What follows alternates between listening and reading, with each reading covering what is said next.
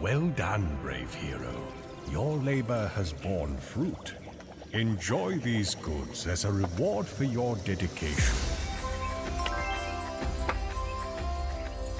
Hey, good evening. Hello, hello. Sherry, thank you so much for the 13 months. I appreciate that. Okay, let's get you your wisdom. Let me get set up here and I'll read you your wisdom. I appreciate that. Thank you so much. All right, let's see.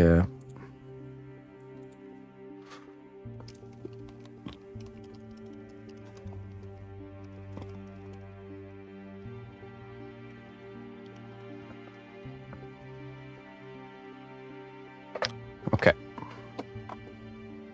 All right, ladies and gentlemen. I swear I'm missing some pieces here. Let me get you your wisdom. I just want to get what's under here? Ah, there they are. Found them. Tower pieces. There they are. I knew there was a big pile of them somewhere. Okay. Some tower lasagna.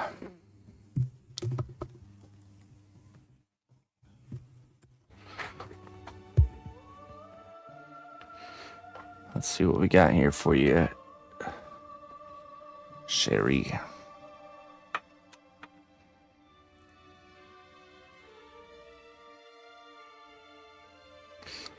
Some transformations look like falling apart before they reveal their shape. That's true. That's a true one.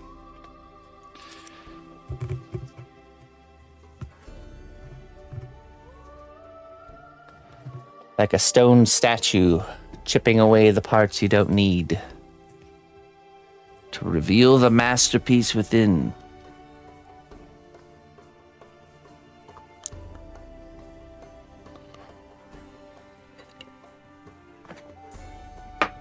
Okay, friends. We're going to be working on the tower this evening.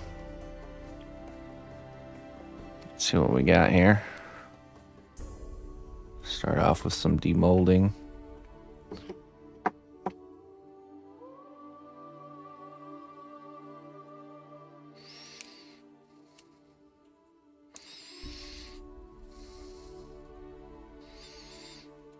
Opening some presents.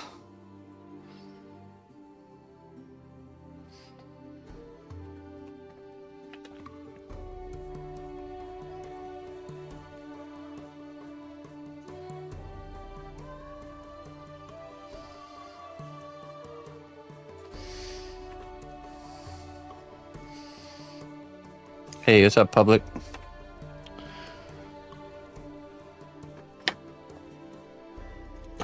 Okay, these are some fresh pieces here. Gotta free these up.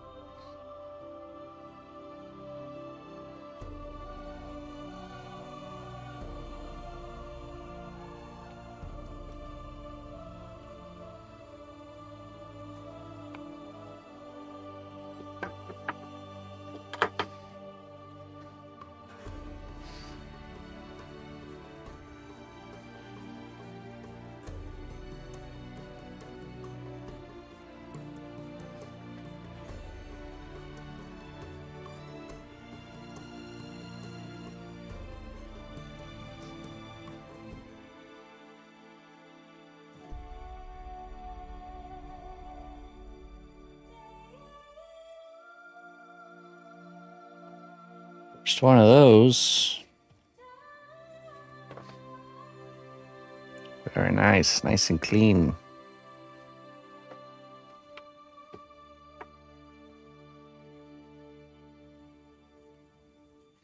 I think this is the railing.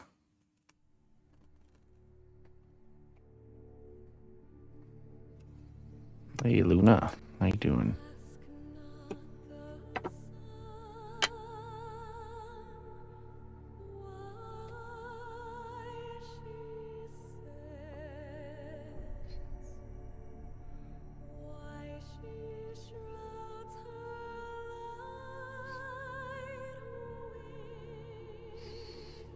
This one might be a little bit tricky. Let's see.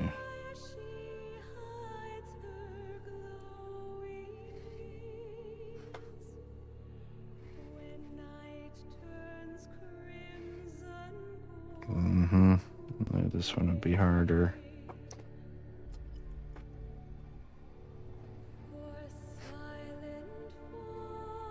Hey, I'm doing all right.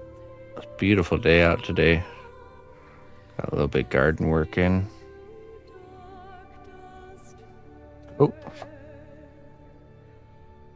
Ah, it's funny. I wanted to tell you something too. And there you are. You go first.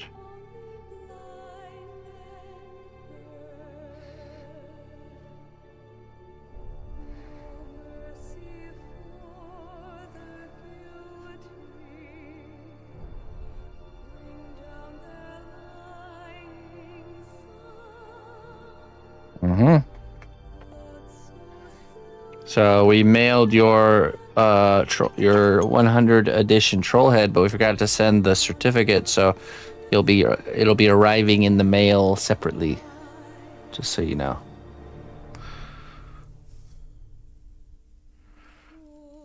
Nice little delicate railing here.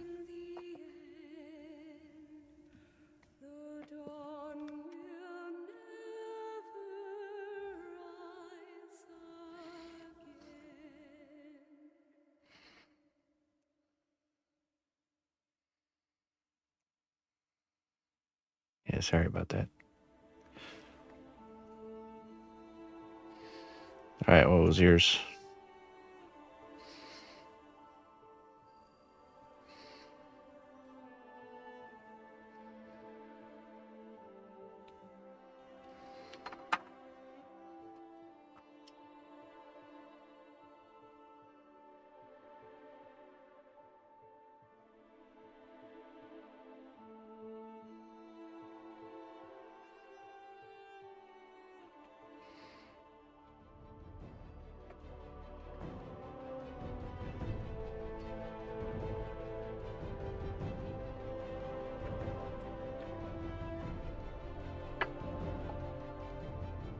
I think it was the last one of these.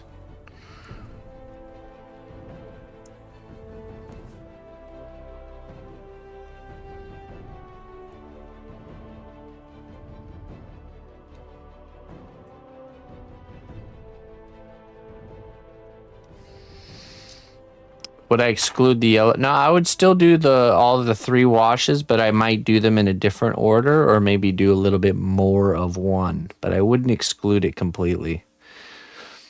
Yeah, I would just do more. I would maybe do another layer of blue or something.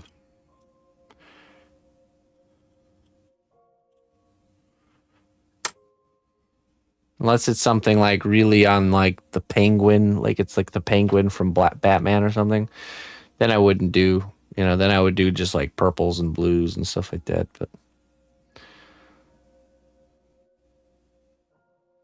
when might assembly day be?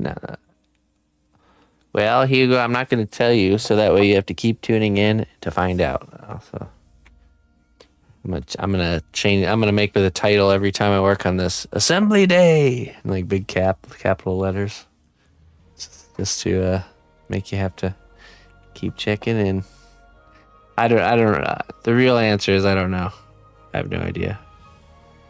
Once we've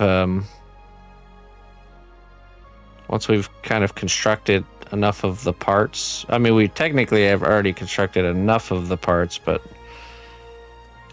once we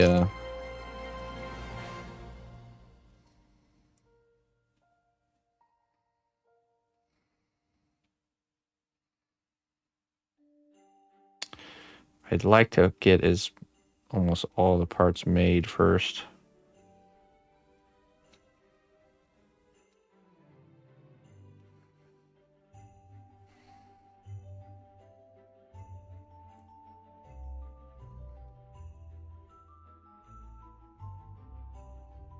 Hey, look at that.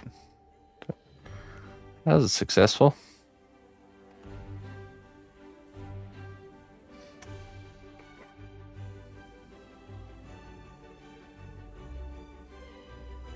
I'm talking for like female cooler tone figurines. Yeah, if it's like regular humans, I would still do the yellow, red, and blue wash.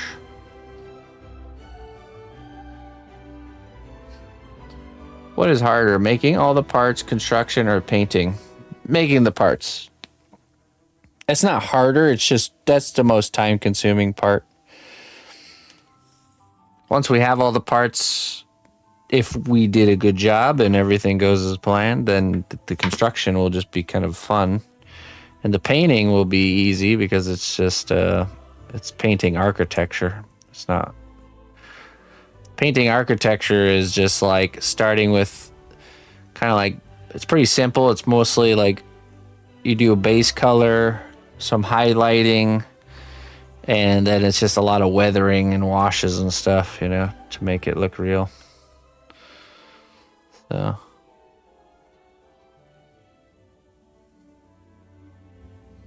Blue Art's Wonder Woman was an amazing paint job if you saw it. So impressive. I don't know if I did see that one. I remember her working on that. Is she I haven't been able to catch her stream. Is she still streaming and going strong? I haven't been able to catch Lou. Some people just exist on a schedule that I'm not at my computer, so.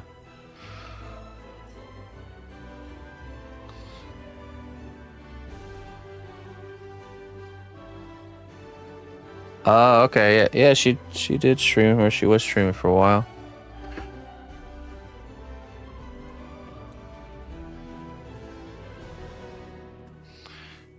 Hey, have a good lurk there, Barbara.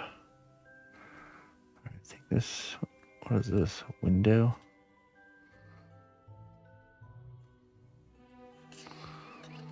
Okay, this one is done. I don't need any more of those pieces. Retire that one.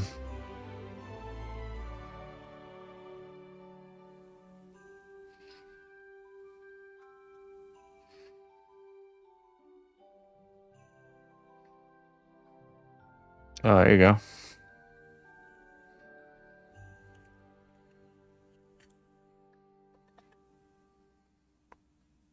She stopped streaming last year. Okay.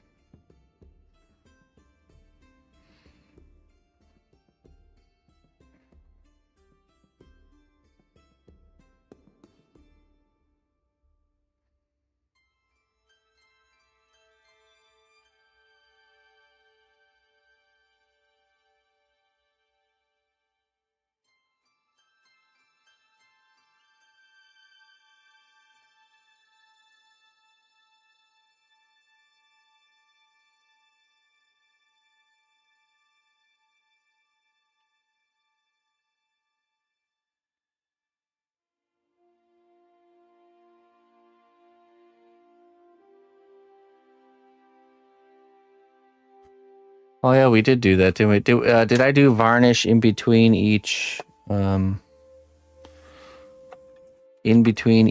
layer of the wash? Okay, this one has to be made. We have to make molds for this one. Oh, this one will be interesting. We gotta make molds for these too. This is the window. Ooh. But first, I must eat my dinner.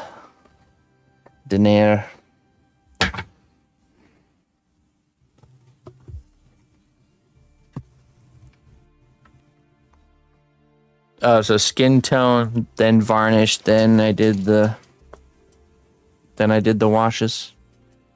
Right. I've always wanted to experiment with the technique of using varnish in between each layer of color to really create like a almost like a depth, you know. Okay, I'm gonna eat really quick.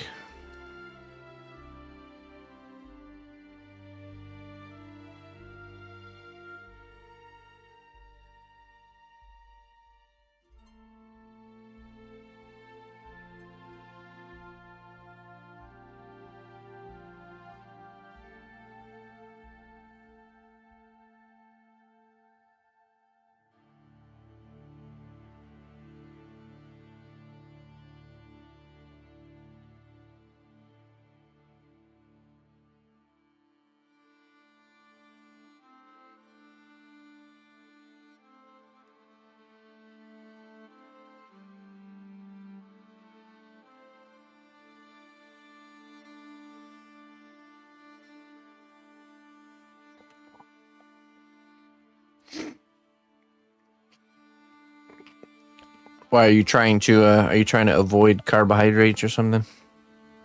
Here you go.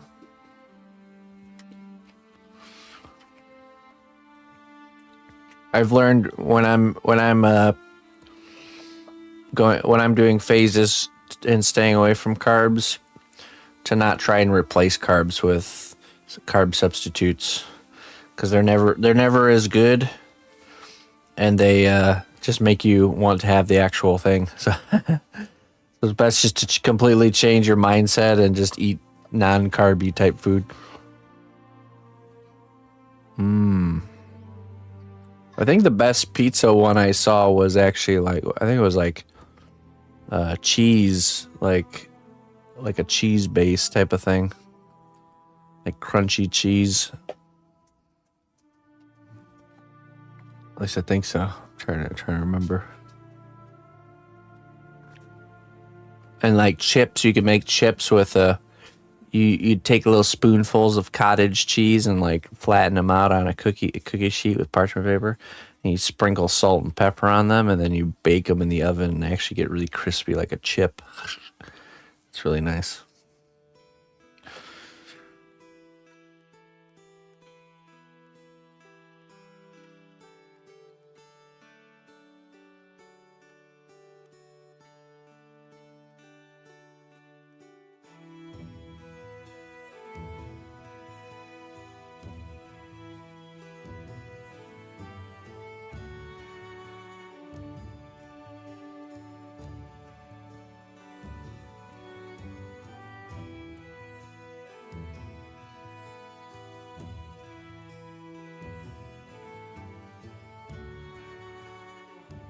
Is celiac a celiac when you're like your system just doesn't respond well to like wheat or gluten? Or what is celiac? Heard it before. I can't remember exactly what it is.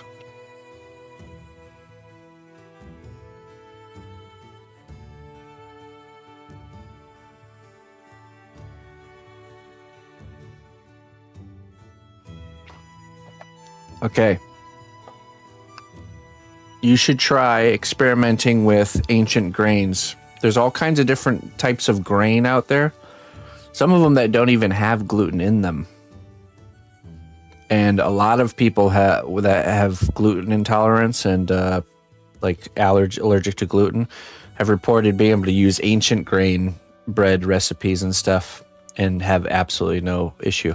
So I would check into that if I was you. Spelt is a good one that we like to use. Spelt grain. Einkorn is good for like biscuits and stuff like that. Einkorn is what it's called. I think that one has no gluten.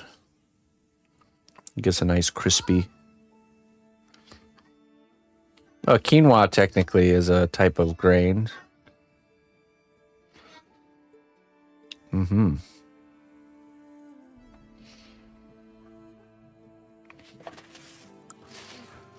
But yeah, I would definitely try. I would get some ancient grains, make some stuff with it, and see if you have a response or like an immune response. A lot of people show having no issue with using ancient grains, and that really it's just almost like an allergy to modern wheat, which makes sense if you really look into modern wheat. It's not good. This stuff's not good.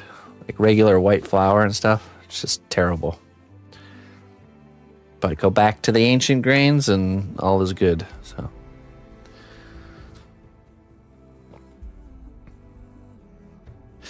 yeah, right. I mean, you could get the whole grain. I really want to get my own mill and do just buy like the whole kernel like grains and just mill them fresh. But yeah, yeah, we do like kind of phases of cutting carbs and then phases of having them back again in moderation, and that's worked out really good for us.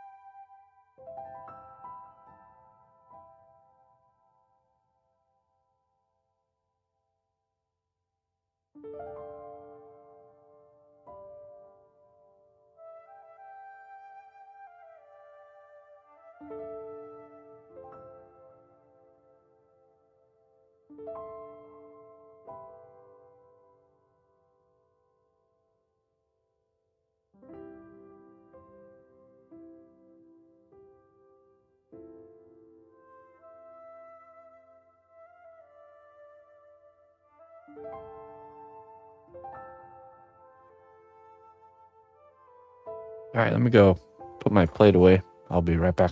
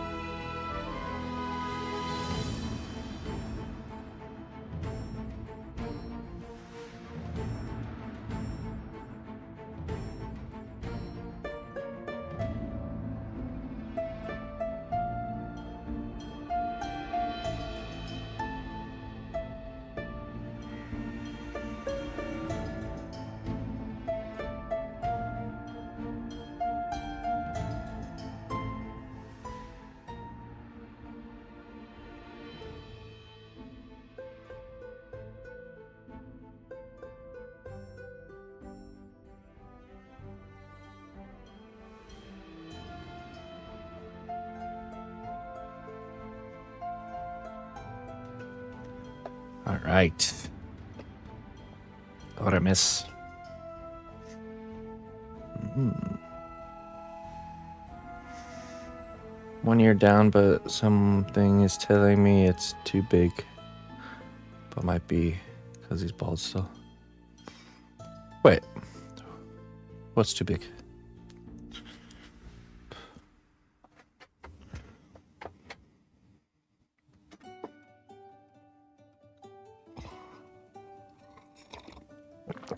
The ear. Oh, 1 ear down. Okay. I was thinking you had 1 ear down. Like you were you're listening or something. I don't know. Like halfway listening or something. Oh yeah, so with leather, a little bit of shininess is okay, but not too much. Otherwise, it gets weird looking. So I've done things where I'll even mix like matte varnish with satin varnish. I wouldn't go full satin, and you could even do a thing where you kind of dry brush. You can dry brush the varnish a little bit, and it gives it like a nice little shimmer, but not like too like intensely shiny.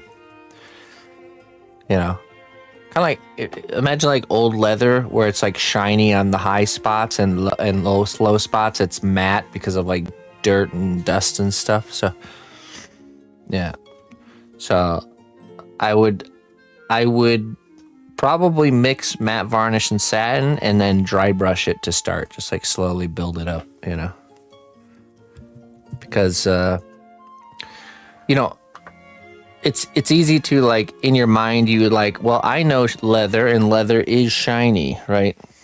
Which is true. But there's a difference between sculpture and real life. You know, this binding on this leather book is shiny.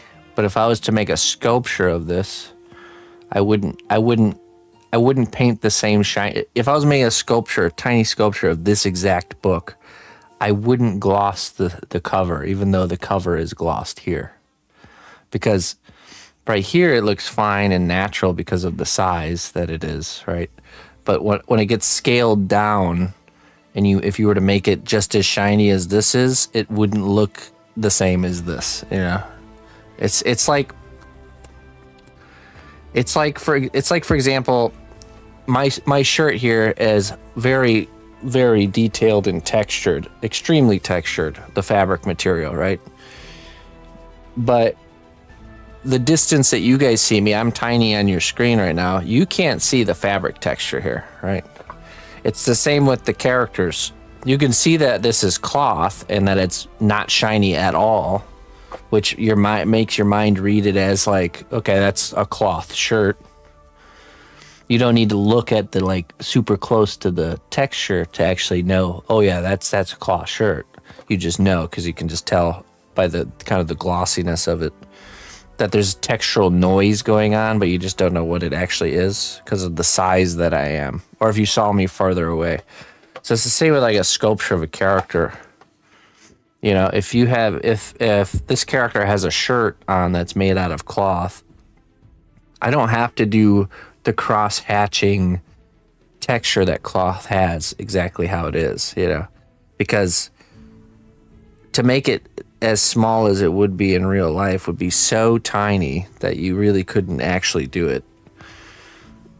So all I need to actually do is I need to simulate what we see is that there's textural noise going on and that there's zero shininess whatsoever. So that's the only thing you have to do. So that's why like you'll see me oftentimes use like a coarse bristled brush, and I'll just brush an area that's supposed to look like cloth texture. That's not actually the texture that's actually happening, but it reads very well as cloth because it just creates this kind of textural noise, you know,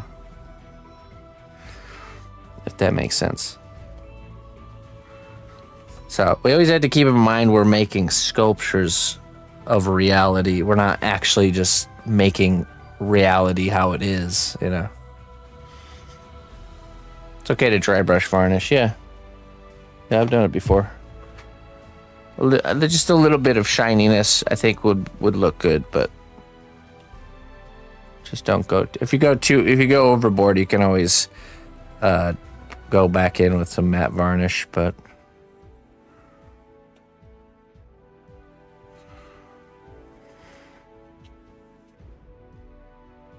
would you do matte first? Yeah, I mean, usually when I paint stuff, I do matte varnish over the whole thing first. I just put it in the airbrush. I just matte varnish everything.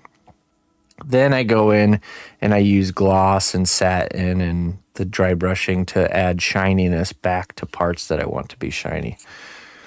So that's usually how I do that kind of stuff. Because usually it's not that many things that are actually shiny. Usually most things are going to look better as a matte finish.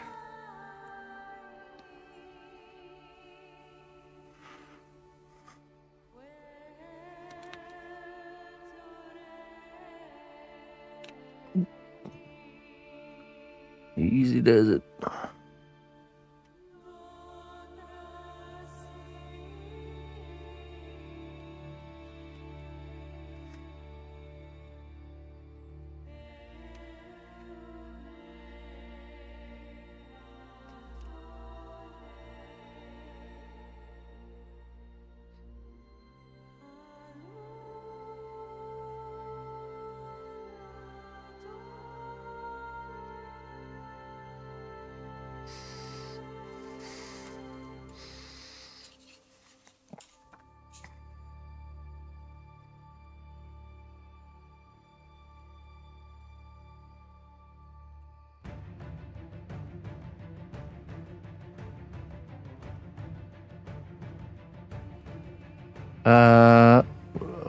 I think we started her this week. Just been battling through her, it's a likeness piece, so we've been battling through the likeness phase.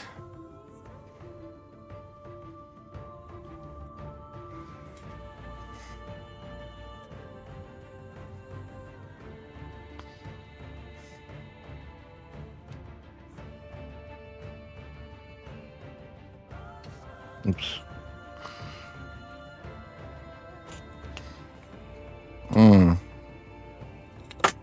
Oh.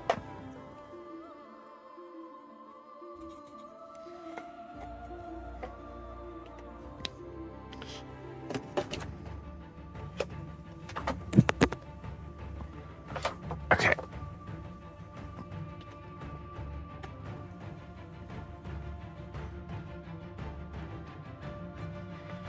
All right. This will be one we demold very carefully here.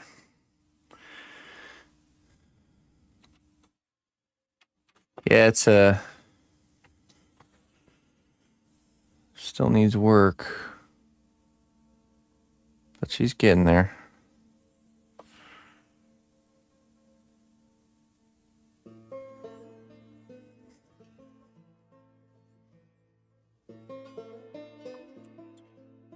I don't want to get stuck on this.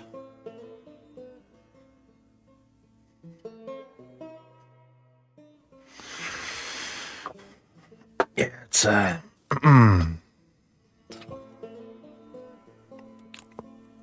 it's a good battle.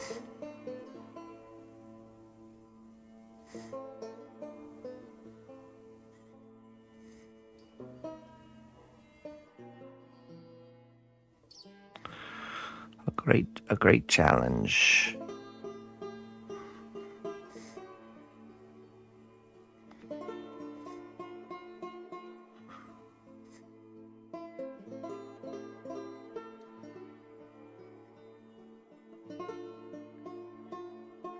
You know, Focus Entertainment, when they first presented the project to me, they showed me, like, you know, the characters and stuff involved, and you know, they kind of wait for me to pitch the idea and like what we could do with what budget they're working with.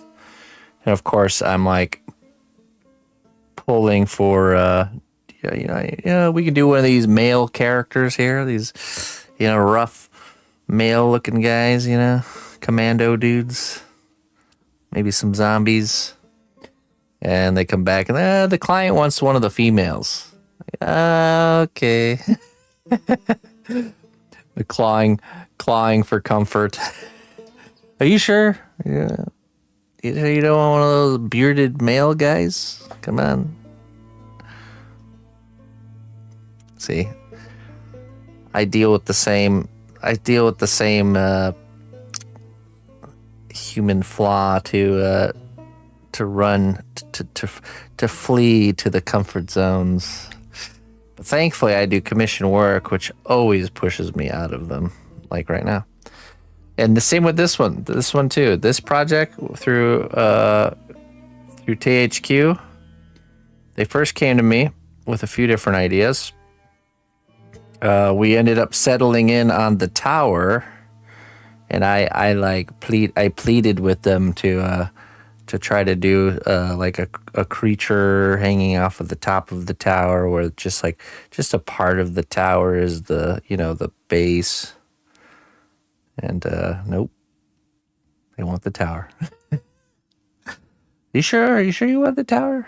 You sure you don't want like an ugly monster or something? 18 inches. Yes. No, we want the Gothic architecture. But now look at what it pushes me to develop techniques to grow, like it really is better to do things that you're not comfortable with. But most of us aren't willing to just willfully do that, so it's great to have some sort of something that's making you do it, basically.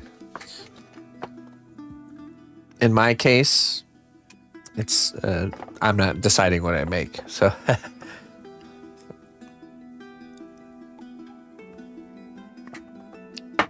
I've always loved that about commission work, and I think that's one of the reasons I think I will always do commission work, because I really do love. I love the challenge. I love facing the challenge and overcoming it, and going through that process. And I've been through it enough to know that I can get through it and figure it out, and oftentimes some of my best works come from things I would have never tried to do if I had to choose myself. So, like Gothic towers, I never one day would I have woken up and been like, you know what? I think I'm gonna sculpt a Gothic tower today. I'm gonna do some Gothic architecture out of clay. So, big shout out to THQ Nordic for extending my boundaries.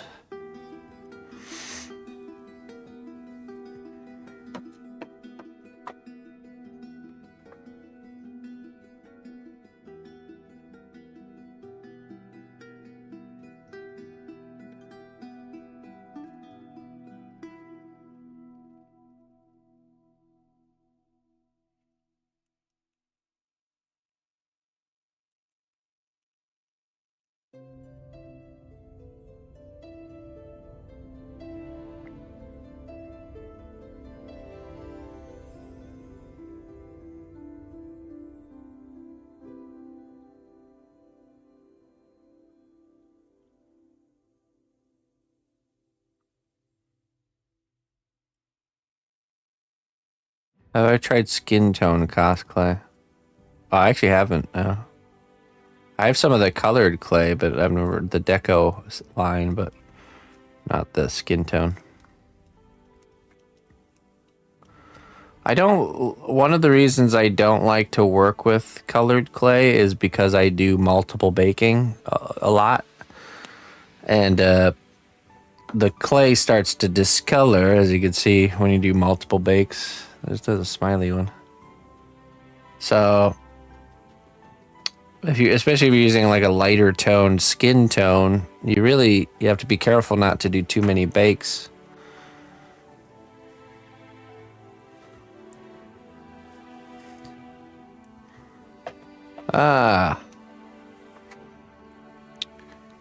Is it really soft? A lot of times skin tones and just colored clays tend to be softer.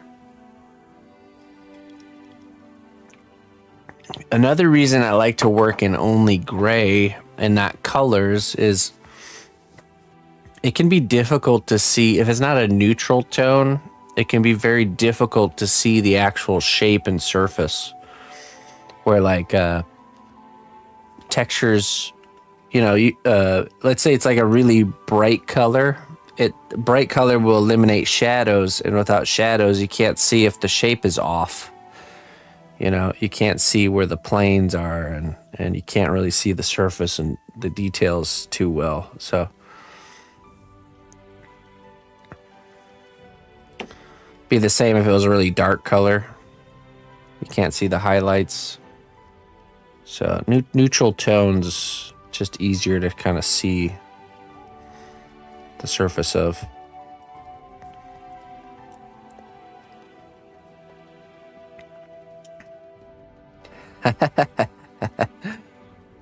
Better be some cosplay. So it's gonna be a big old box of Sculpey. No! What a nightmare! Oh, how could you have done this?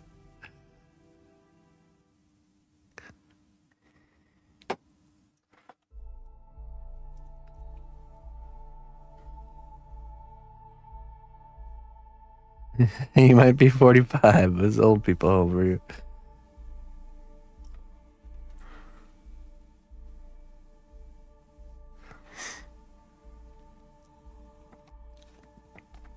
Wait, how old are you, Hugo? How old are you, Hugo?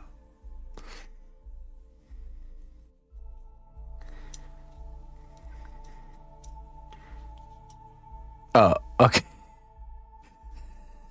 I was gonna say, I was like, wait a minute. My math is not something's not adding. Calculations are off.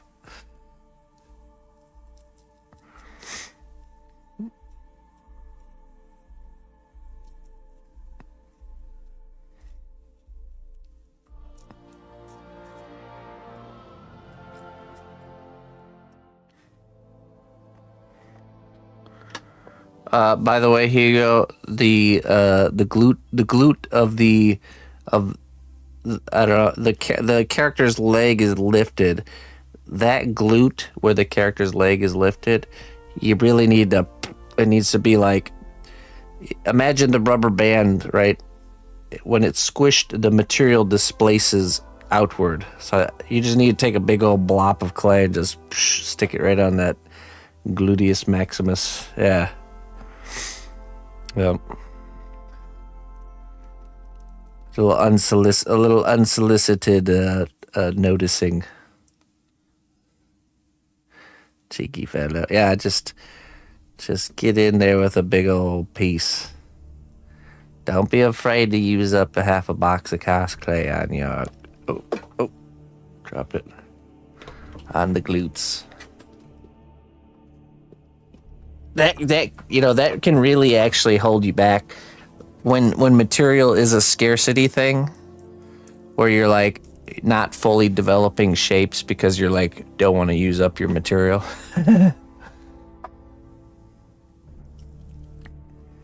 But you could start anytime you feel like one strategy you can do is, if you're adding, keep adding the clay or add the material until it looks good. And if you realize you've added a lot of material, cut it off again, and then put a ball of foil down and then coat it. Kind of use the material, because it's hard to use foil and clay and have like a nice smooth, like organic, flowing shape. So you just use the clay to kind of see where it needs to be, almost like sketching. And then if it's too thick, you just cut it off and then add the foil. But at least you have like a mental image of where the foil needs to stop, you know. Because that can be the trickiest. That's always a tricky part when you're bulking something out with foil. Is like, okay, how far do I go with the foil? Where do I stop? You know, so it can be difficult to figure it out. You know, to just purely visualize without some sort of a reference. A little preemptive sketching. Part of me likes the sketching phase because I can just use all clay and I don't have to worry about bulking out the frame and stuff. It's just a little bit more freedom to filling forms out that way. Does it ever cause problems with the clay? No, it doesn't. The foil only causes issues if you do too much foil. And then you're trying to like shape on top of it and you're like running into the foil. And then you gotta like extract and carve foil out. And it's just a big pain in the butt, so.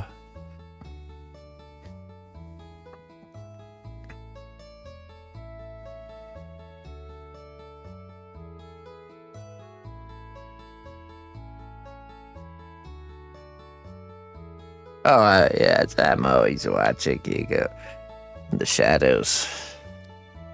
I just wanted to reach through the screen with a blob of clay and just right on that the flexed leg, you know what I'm talking about, the one that's in the air.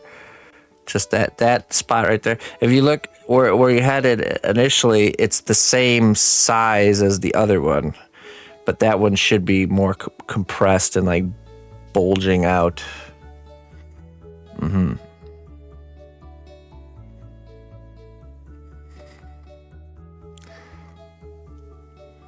Yes.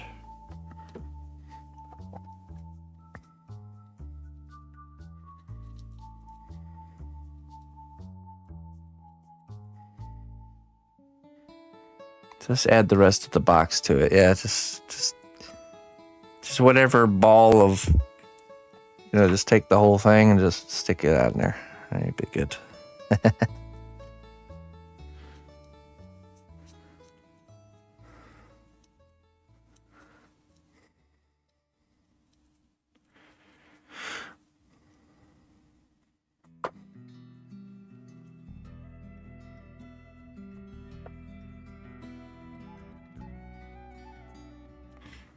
Maximum Gladius Aurelius. Whoa! The strength of the cnotbusch kingdom What's lies going not on? in our walls, but in our people. Reaper. March to war. Reaper Raid. Welcome, Reaper Raiders. Come on in, everybody. Welcome. Welcome, welcome, welcome. Thank you very much, Reaper Miniatures, for that raid. Hope you guys had a great stream. We're sculpting some stuff this evening here. Here's a zombie head I made. A little crystallized zombie. We're currently doing some bigger projects. We got this is part of a sculpture for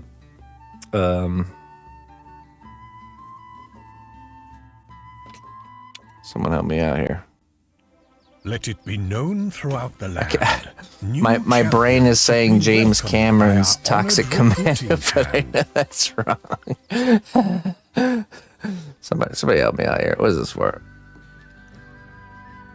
Not James Cameron. Oh my goodness, Deagle. What the heck? Don't derail me, Toxic Avenger. No. Focus Entertainment just launched the game. No, not.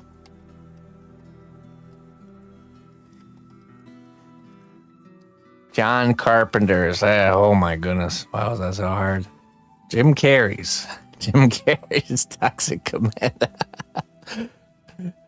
Deagle, thank you so much, man, for the 10 gifted subs, brother. I appreciate that. Thank you very much. Halloween guy, yeah. Halloween guy. So Focus Entertainment commissioned me to make a sculpture from the game. So we're working on that in the mornings. Deagle, I got your wisdom here, my friend. Then I'll show you guys the sketch of what we're working on for that. And then we're also working on a THQ Nordic project for the game Gothic 1 Remake. They've commissioned me to make a piece of architecture, which is what we're working on tonight. The wound you hide becomes the gate through which wisdom enters. Oh.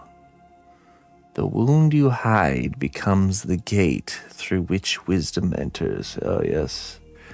Very appropriate there, Mr. Deagle. Very appropriate. So here's the sketch for for John Carpenter's Toxic Commando. Let me show you here. Where is it?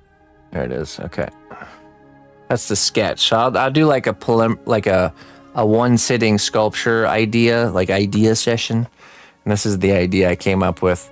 So in the game, it's kind of like has a Left 4 Dead atmosphere where you're playing with friends, but it also has like a driving element, like off-roading type of driving with zombies. So you're driving around in like a Hummer, and I think various vehicles. And so the idea here is there's the bust or partial character of one of the characters we're doing.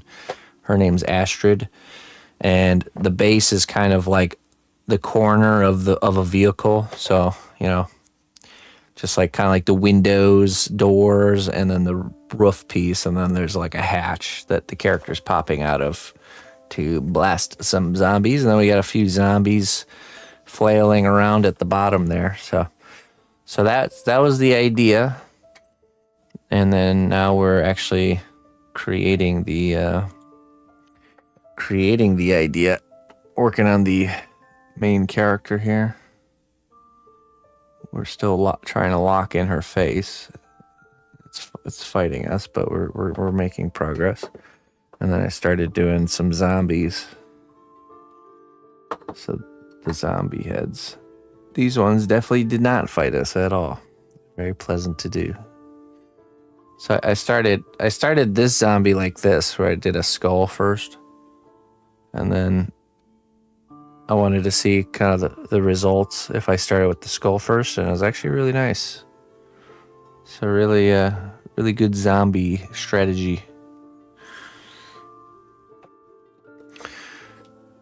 And then tonight we're working on the Gothic Tower, which is exactly what it sounds like. It's actually a building.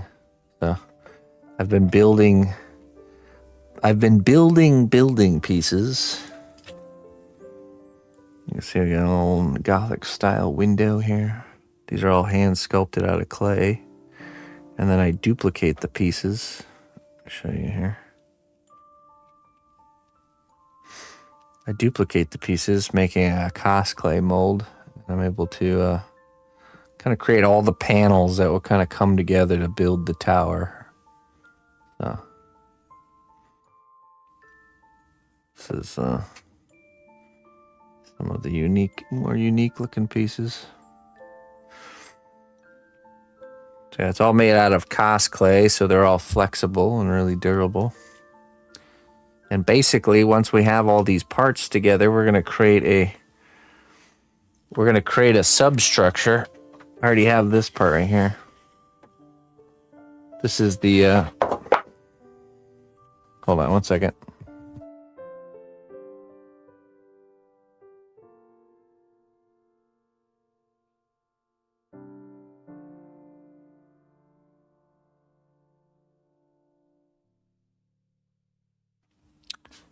One moment, I'll be right back. I need to attend to doggo matters. 1 second.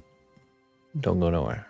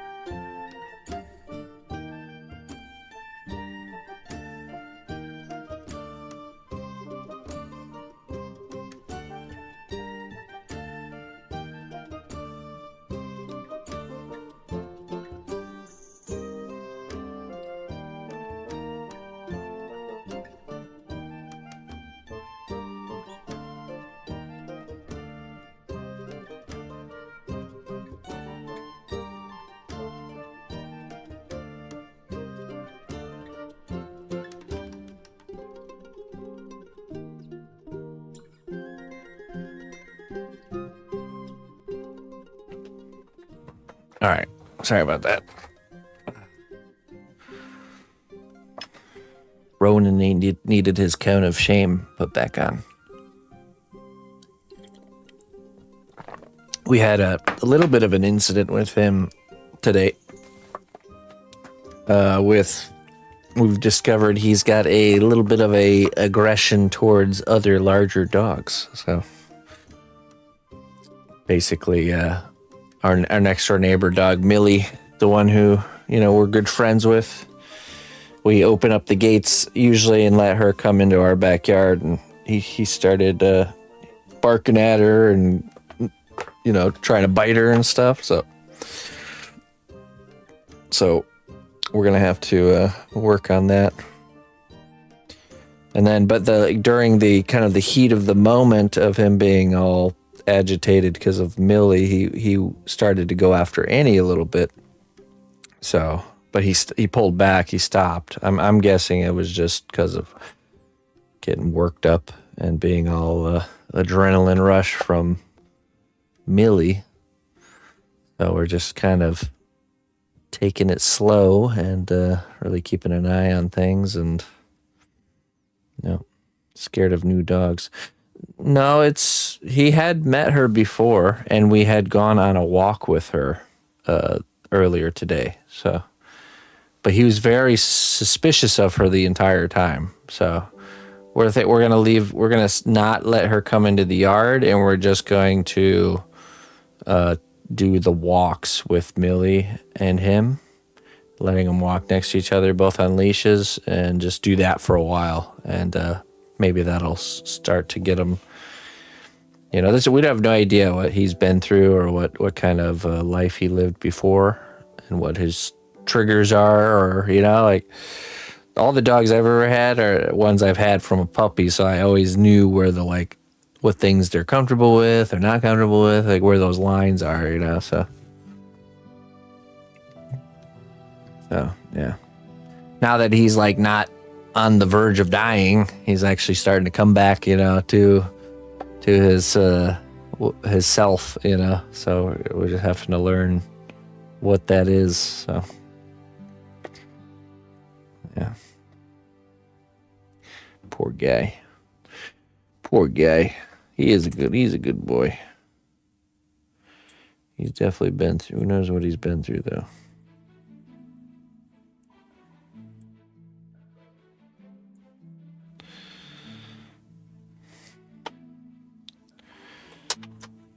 Okay. Our main concern is to just, we don't want him to hurt any, or he's shown zero interest or any sort of aggression or any sort of red flag behavior towards Emma or towards us. So we think it's just with dogs. He's got some probably some past trauma or something, I'm thinking. That's where that's coming from.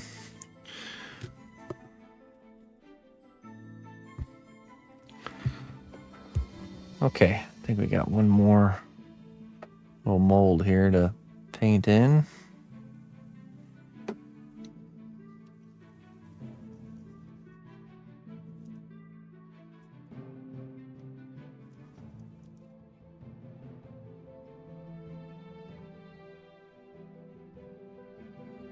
You know, now that I think about it, maybe it's a little bit more of a territorial type of deal too, because he doesn't seem too crazy. He's not too huffing and puffing at dogs when we take them for a walk. It was mostly Millie coming in. It was basically Millie coming into not his yard, you know what I mean? So there's a good chance he was like maybe one of those dogs that was kind of like chained up outside a lot, you know? Almost like something like that. I don't know.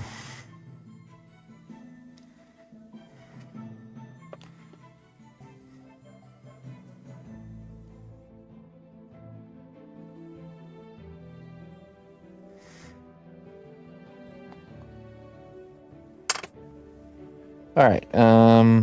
Let's see. Got all these bits covered here. Now let's take all these off.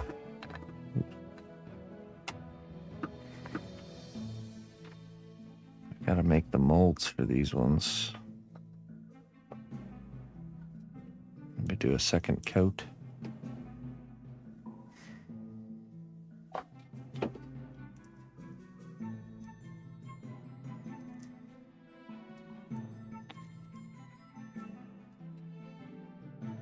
Why did the one turn brown? This one? From excessive baking. I think that's almost been through about 20 bakes now.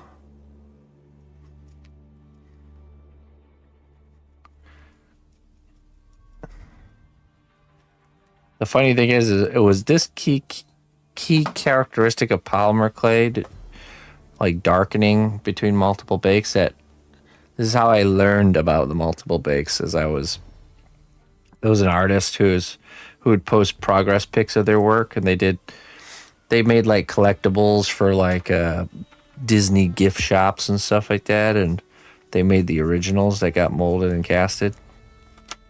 And I had noticed, I'd picked up on the fact that the first layers that the guy had done were excessive baking.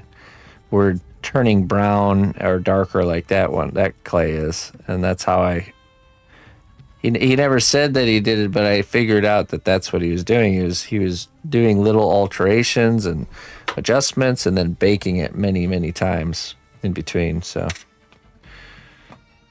okay.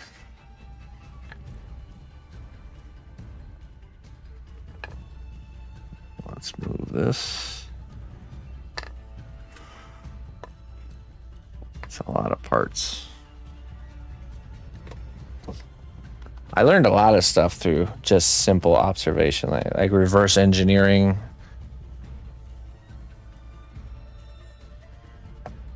Back in the day. combing through comments, you know, to see if there's any spilled beans to pick up. Okay, let's see. Let me take a look at the tower here. Still haven't heard back yet if I can share with you guys, so we have to fly blind for right now.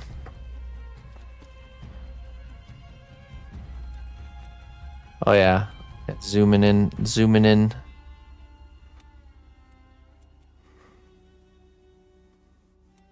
I accidentally changed the color of my object here in Blender. I wonder how do I change that?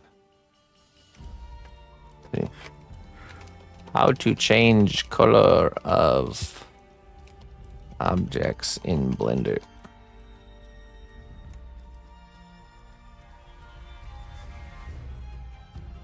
Material properties tab.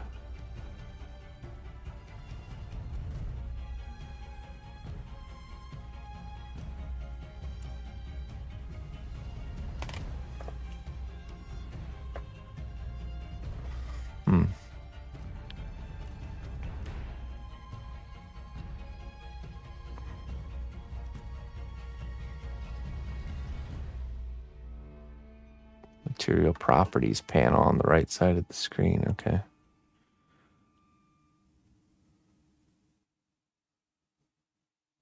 Tool. Object. Material. Here we go. Base color. Let it be known throughout the land. New champions have been welcomed by our honored recruiting. Brenton Viva. Hey, whoa. Hey, thank you so much for the 10 gifteds. Wow. I appreciate that. Thank you so much. You, my friend, get wisdom for your troubles. Brenton, unicorn tears.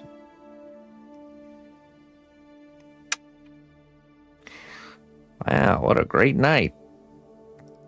Thank you, guys. Got Deagle and Brenton gifting some subs. Yeah, how you been? How you been, my friend? Storms may rage, but the lighthouse stands firm. Be that beacon for others, and let your light guide lost souls to safe harbors. Ah, yes, to be the calm one in the storm.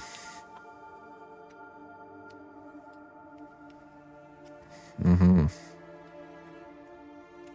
Very good, very good. Yeah, thank you. Thank you very much. You feel that one today? Are you enduring a storm, Clayton? Some storms? Okay, let's see here.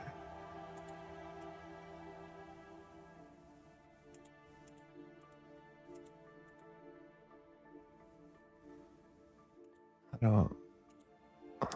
Saturation. Metallic. Roughness. Oh boy, I don't know.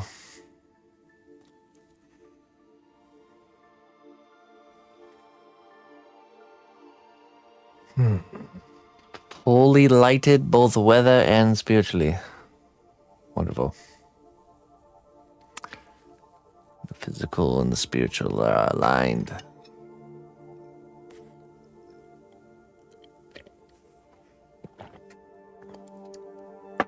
As above, so below. Very good. The storm never stops. It sure does. It sure does.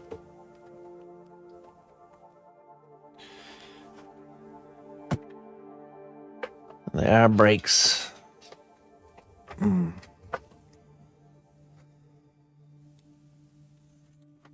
Okay, let me see here.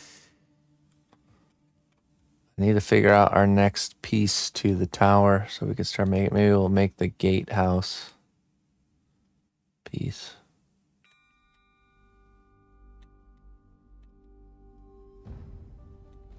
It's all one? Yeah, it is all one. Okay.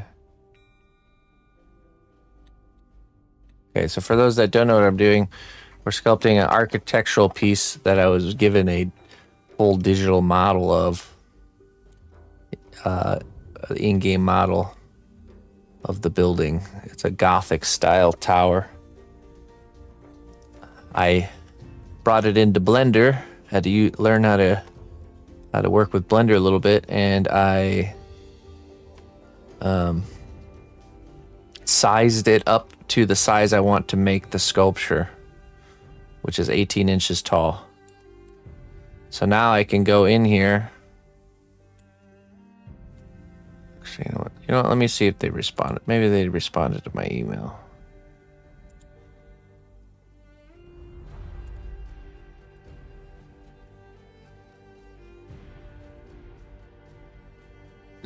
No response yet. Bummer. I'd show you my screen, but I want to make sure I get an official, I can show you this before I actually show you this. So, I just have to explain.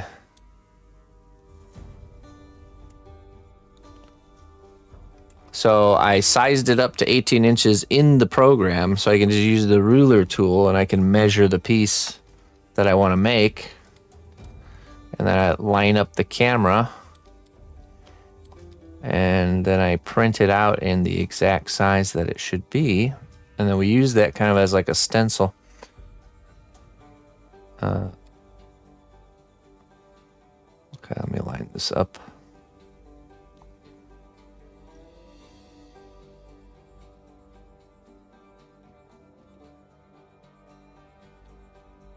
Okay,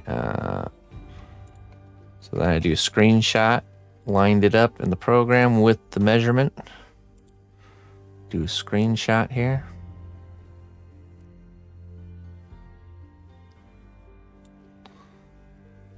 Save. That's gatehouse. Gatehouse front. Okay, now I open it.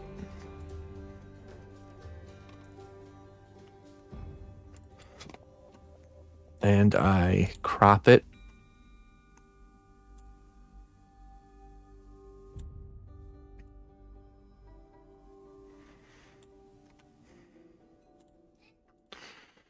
Okay, now the piece is 3 inches. So I do 3 inches.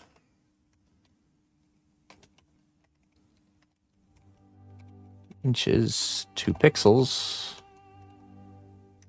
at oh my goodness, 3 inches pixels at 96 DPI. It's 288 pixels. Then I resize that to, what's that, 288 pixels height. Save. Yes. Reopen it and then print. Print.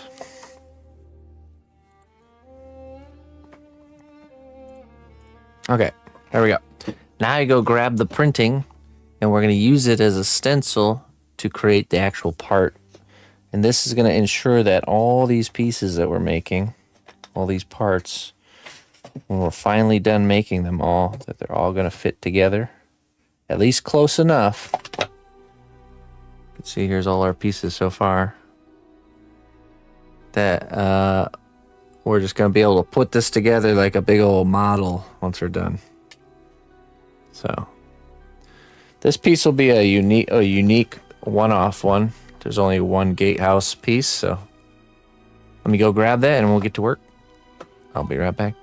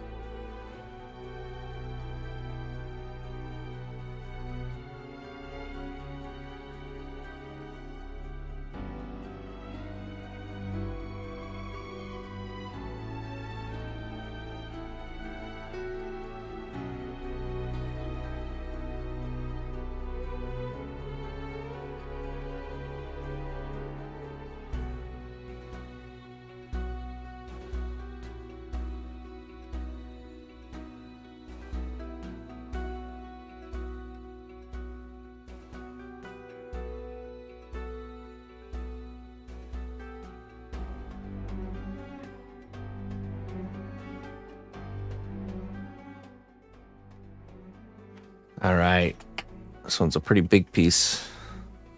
It's kind of the front gatehouse here. Let's cut this out.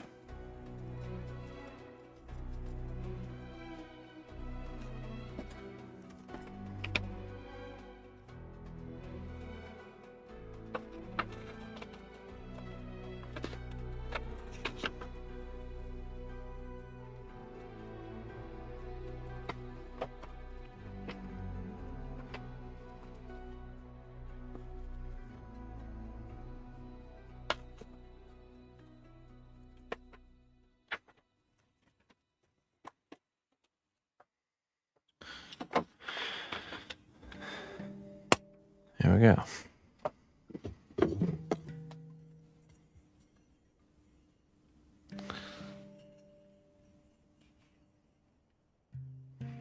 Big piece needs big scissors. I'm gonna get my tiny little scissors just for you, Saradini. That's perfect. That's a good one. All right. So next we take our pasta machine. And we're going to roll out a slab of clay.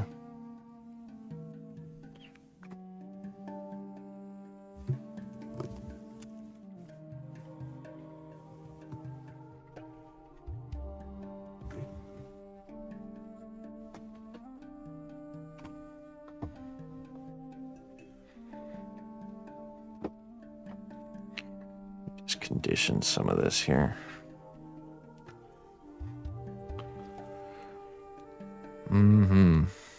Man, I could feel the spring in the air today. I was out in the garden just for a little bit.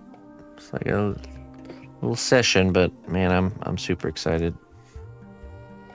Do you ever roll out super thin for folding fabric? I don't like to create fabric that way because it's hard to texture. It's hard to really, it's an easier way to get the folds to appear, but it's hard to work with afterwards. And it's kind of delicate because of the fact that it's got all this like air in between, you know? That's why you see me make the folds with the solid pieces of clay, you know? So it is tempting to do it that way, but I think it's better to get used to making folds in the more solid way, you know, where it's completely backed.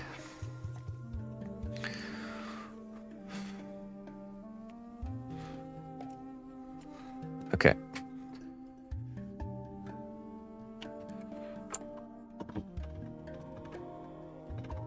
That's gonna be more than enough.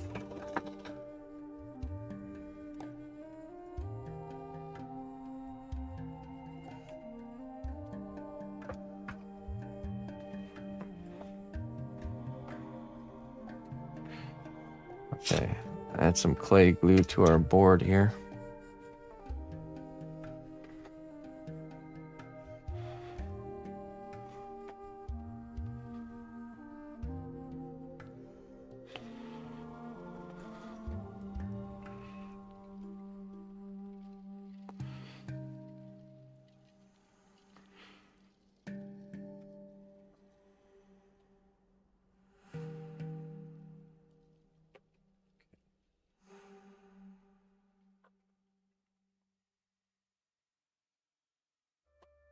Adjust our camera.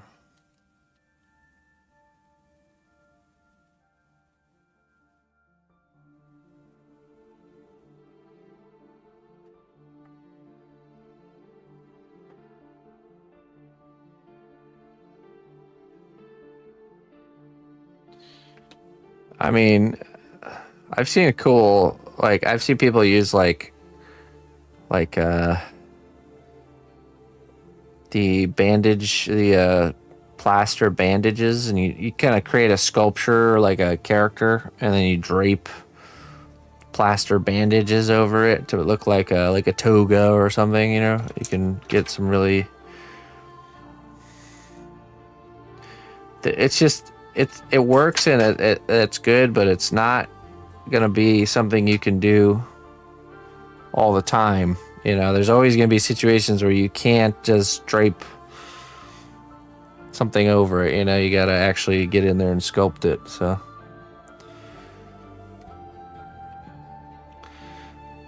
it's better to it's better just to learn how to do folds by hand. First, learn how to do folds by hand, then go back and use techniques like that when you can, you know.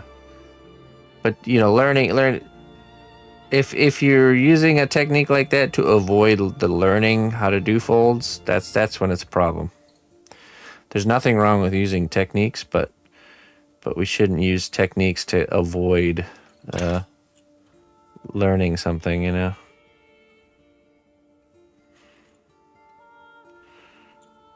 Learn it the hard way first, then go back and use the technique to save time, because I'm all about saving time for sure, but leave my crutches alone. Yeah, use it as a crutch after you've learned it, you know.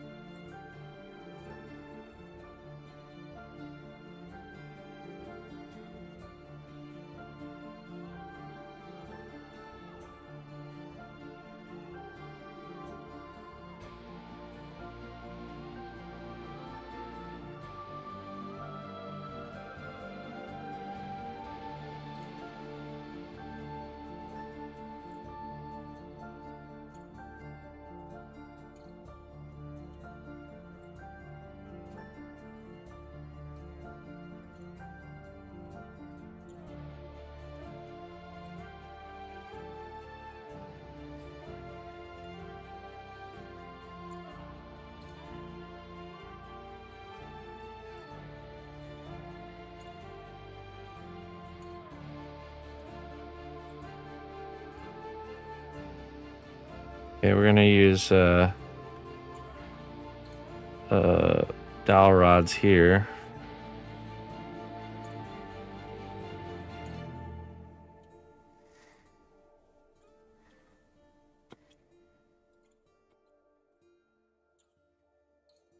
Let me pull up the in-game.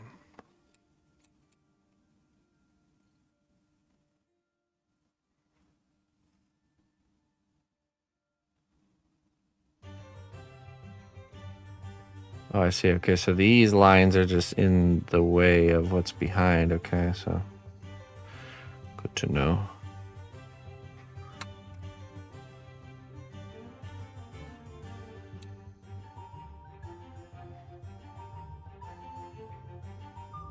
This one connects to here, about right there.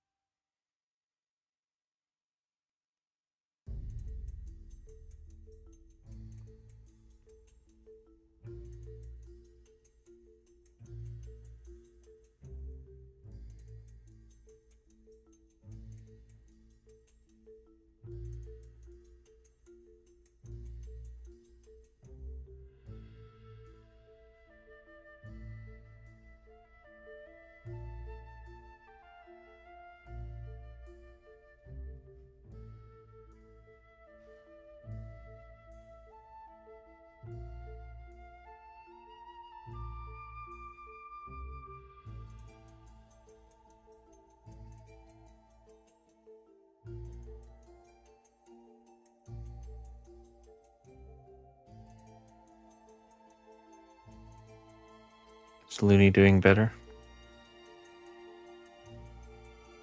I think she's doing okay.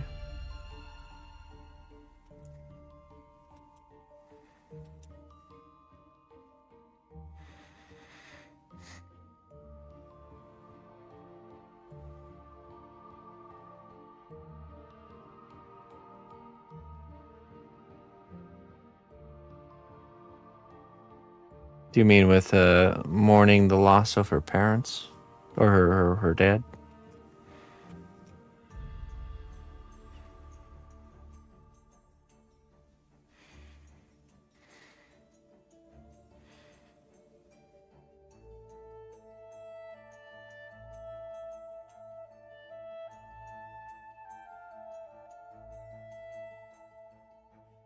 I saw she posted in Discord another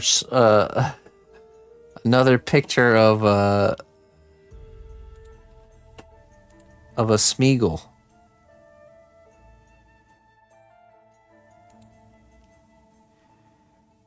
In the general chat. She does it, yeah, she is preemptive with that. I swear if I have to sculpt in This is what she posted. Right here. Will this be a third week I have to sculpt Smeagol? Like a pre changed Smeagol? Oh my goodness. She really is, she's going all in here.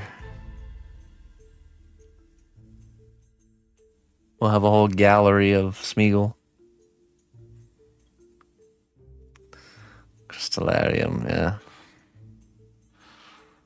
Hey, I am always looking forward to what Trollhead Day brings.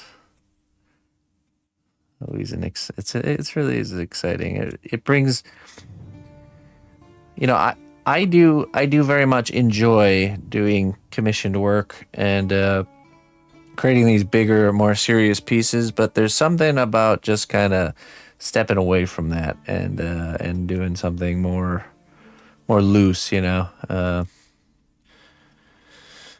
It's refreshing. It's good. It keeps things in balance, you know, to have something like an outlet like that. So it's been really nice. Really very much enjoyed it.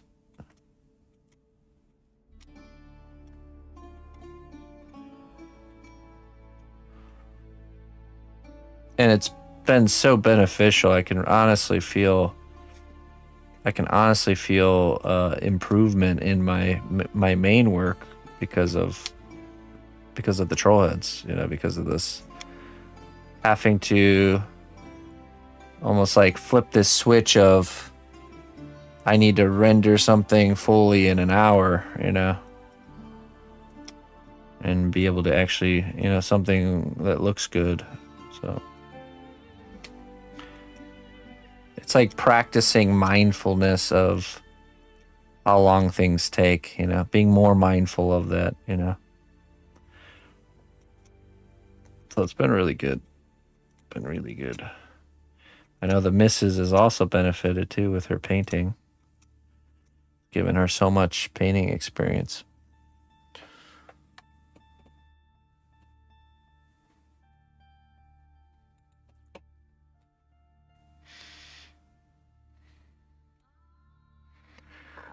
It's a very good thing. It's very good.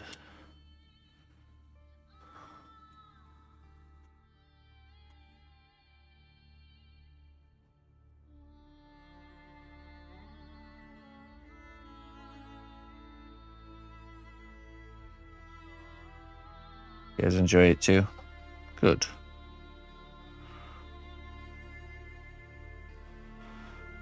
It also feels really nice to have kind of this really good, long, hard push at the end of the week, you know, like makes the time off and the weekend feel just more special, more deserved.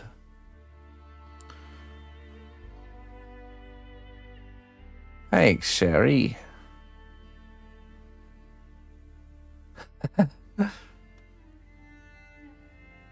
Hey, happy birthday, man. Any big plans? Well, I have this policy that if it's a gift that's asked for, I can't do it now. So, sorry, I can't. You asked for it, so now I can't give it to you. Dang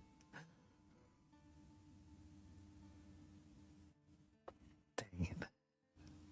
It's like asking to be a moderator, you know? As soon as you ask, can't happen.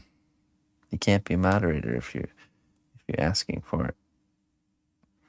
Get disqualified. Okay, let's see. Let's do this. It's the one that doesn't want to be the moderator that becomes the moderator.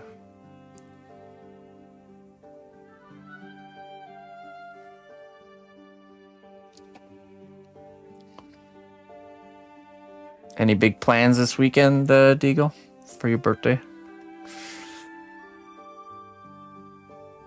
Yeah, let's see. Let's do this. Let's do a little peel away shot. Oh. No plans, really? Honestly, my favorite part about my own personal birthday is to not do anything. Just play like a video game or something. Have a nice meal, stay home, do nothing, and just enjoy the extra day. I didn't see any moderator.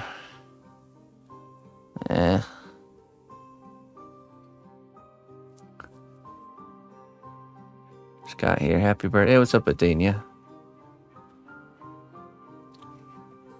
We don't really need very many moderators here. We have a really tame group here. Oh wait, okay, there we go. Let's do this peel away here.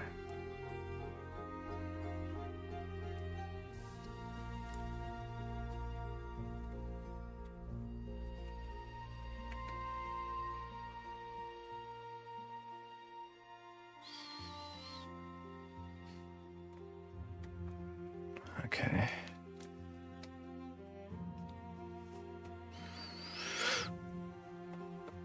All right, let's see here.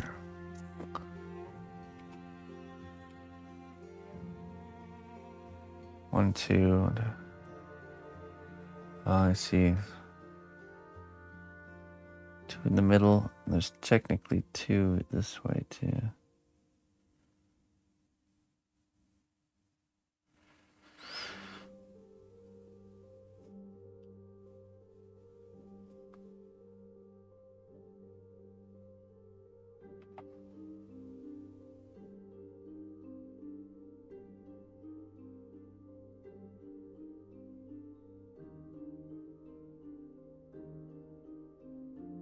I do the dowel rod bit here.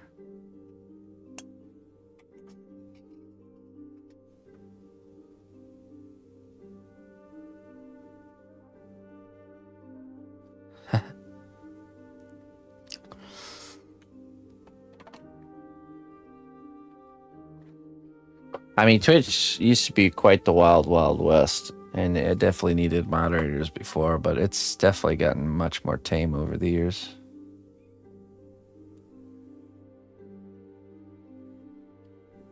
Oh, nice. A little upgrade, a little vehicle upgrade there, Deagle. We need some dowel rods here. Let's get a little bit of dowel rods. Maybe this size.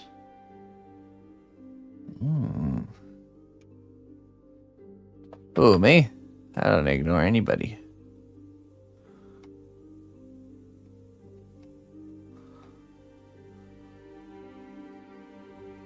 Never intentionally.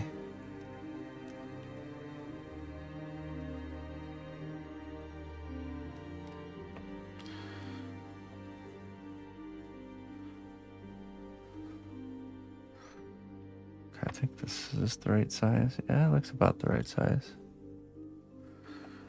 What about this one? Well, actually, I think that's even better. better fit.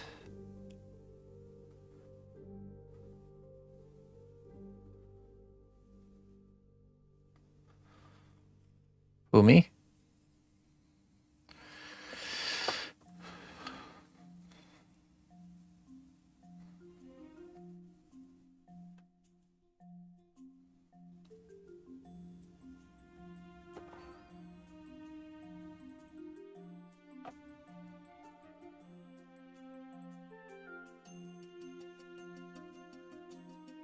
Okay, we need to, let's see.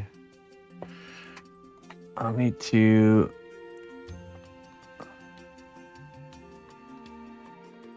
they said I sounded like an owl. Really? Who said that? Tell me, who said such treasonous things? Who?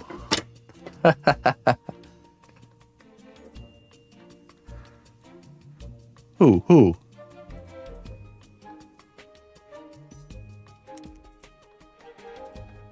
Very nice, Athenia, very nice.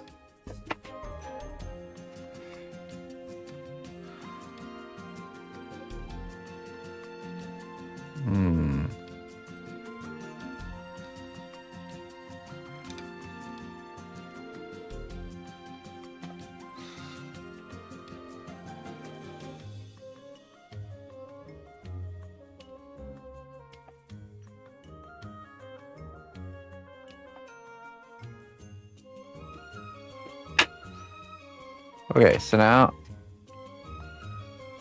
I need to sand these in half and then cut.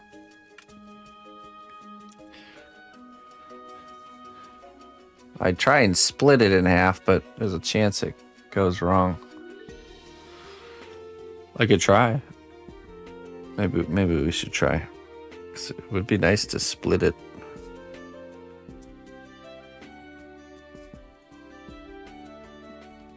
Nah, let's just sand it. So I'll sand it like this and then cut it.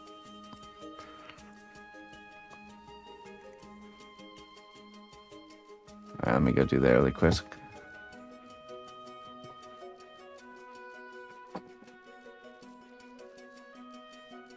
Fire up the belt sander.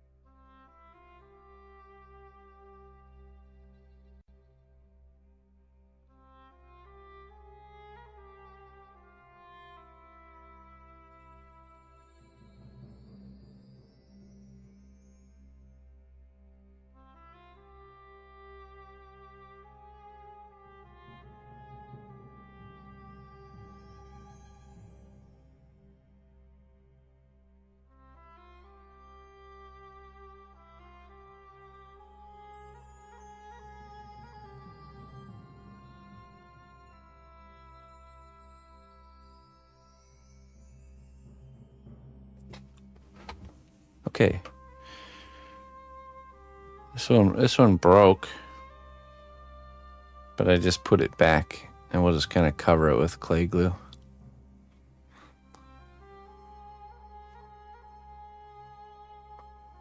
Ooh.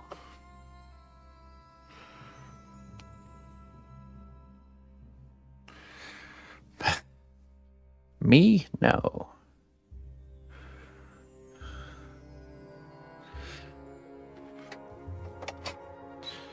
All right, let's give this a cut here.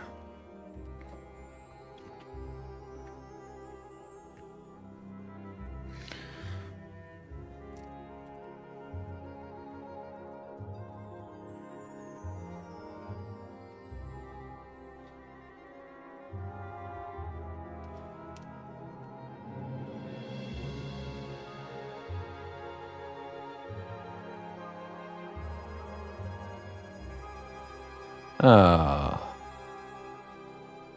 Let me just put this back. There we go. Good as new.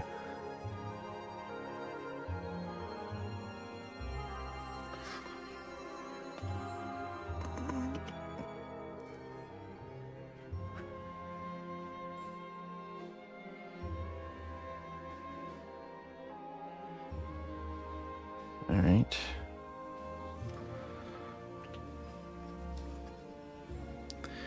Give it a little slice here.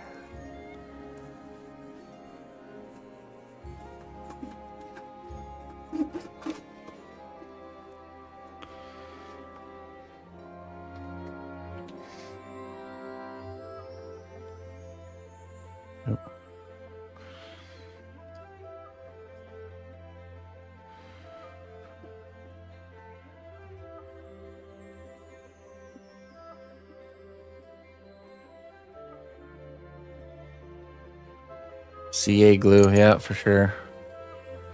That is what we shall do. Actually, I don't think I even need to because we're going to coat it with cast clay glue. Yes. Very good.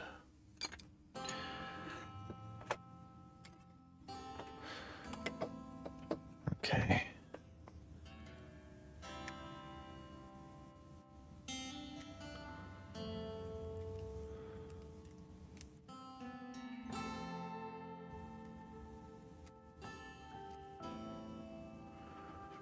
All right.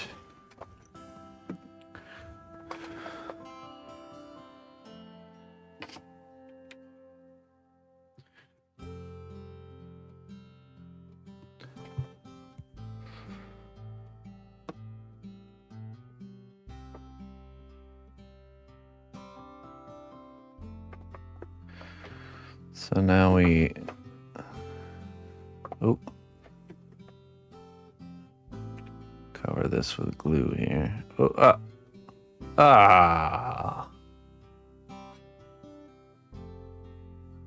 that's the separator.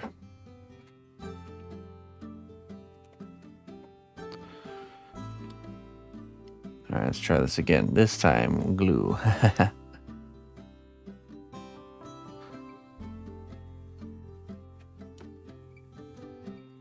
Hey, Kelly. How you doing? How's it going? Glad to have you.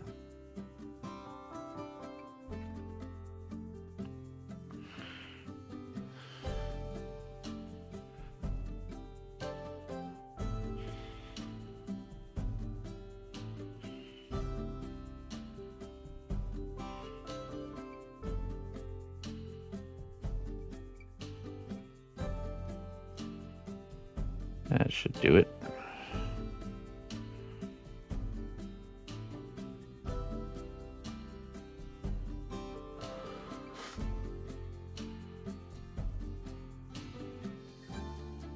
Has it been that long there, Kelly, huh? Oh, glad you're back. Feel the same. No, you're not, actually. Nobody's the same. Oh, wow, that's the broken one. Got.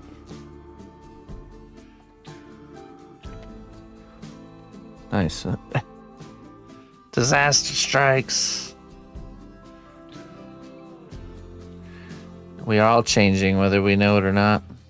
For better or for worse. Every moment of every day. Slowly changing into something.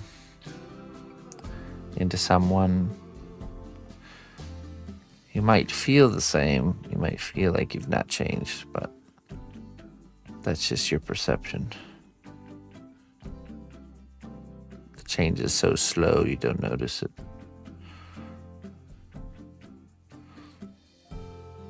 Until periodically you hit these tipping points in life where you realize it.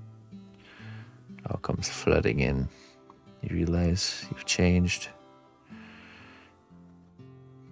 I had one of those moments today when the missus looked over and saw a hair in my ear. It was like this long. It was white. Like, what the? How did that get there?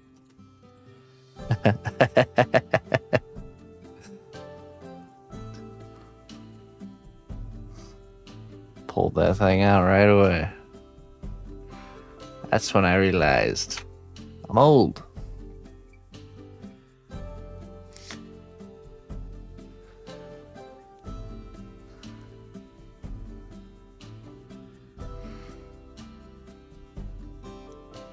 But now it is true. We are changing. We're never the same. Not one single day in our entire lives is the world around us or even ourselves the same. Isn't that crazy? Think about that. We live in a state of perpetual change all around us, and yet it's something we're all resilient to and afraid of change. But we shouldn't be. It's always been that way.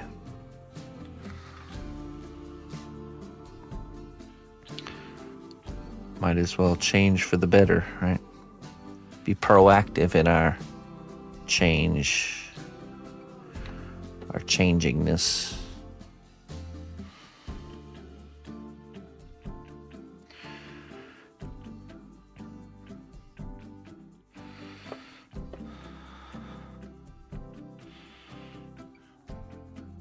Ooh.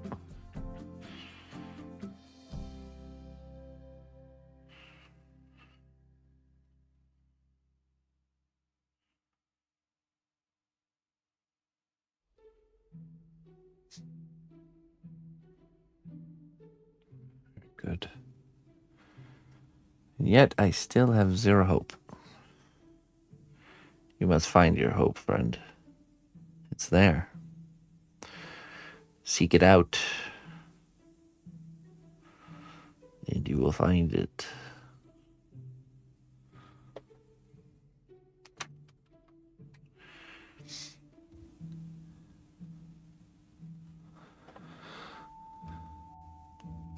To zero hope.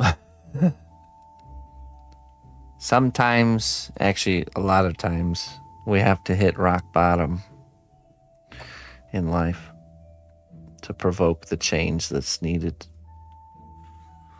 So perhaps this is a good thing.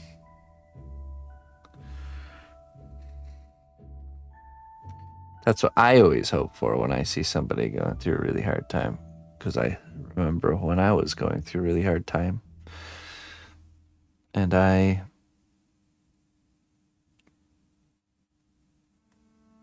felt, you feel you're just in it. You're just in it, knee deep in it.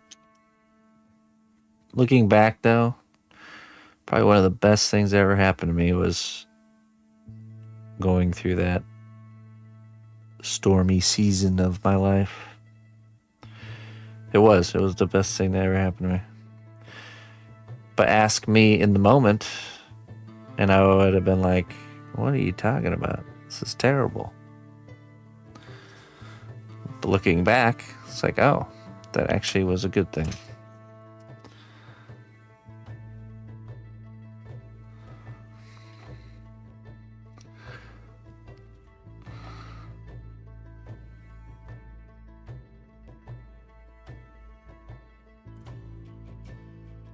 All right, let's see. Looks like this is bumped up a little bit. So is this, that.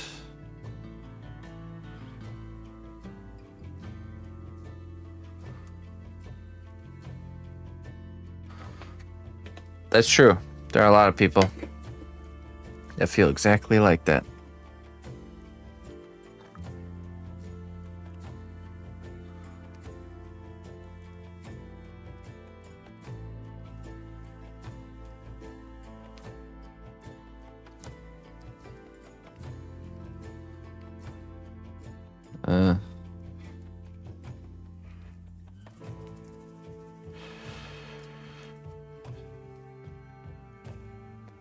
Loss.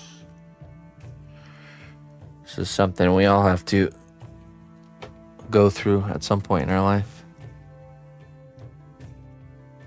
believe it or not, there is lessons and value in loss. There is.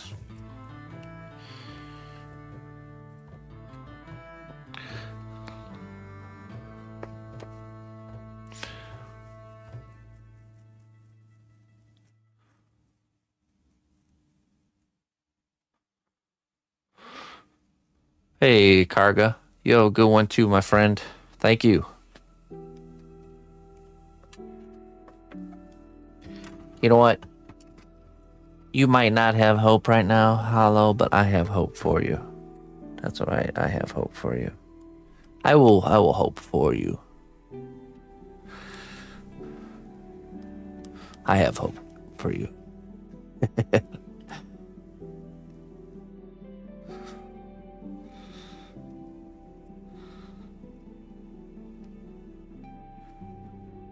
Getting into what is that, Kelly? Not sure what that is.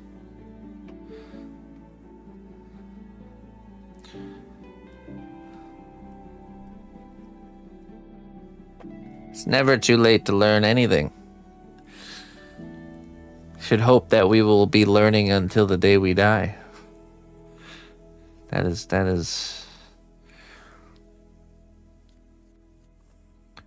there's neither early nor late. 28. Oh man. 28. You are. You know, it's funny. I think I was at the same, right around the same age when I was going through my low spot in life too. Yeah, I think it was about the same age. Right before I embarked on a quest to find out who I really am, and kind of rebuilt myself from the ground up, you know. Had to become the person I am today.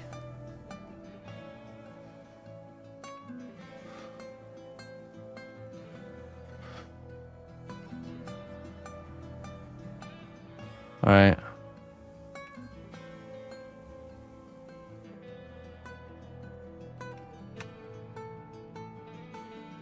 The kid messed up. We all mess up. Can't name one single person alive today that hasn't messed up in some way.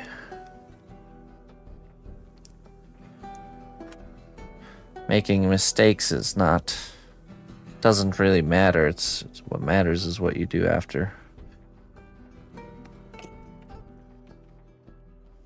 Yeah, and you're gonna make more mistakes. We all gonna make more mistakes.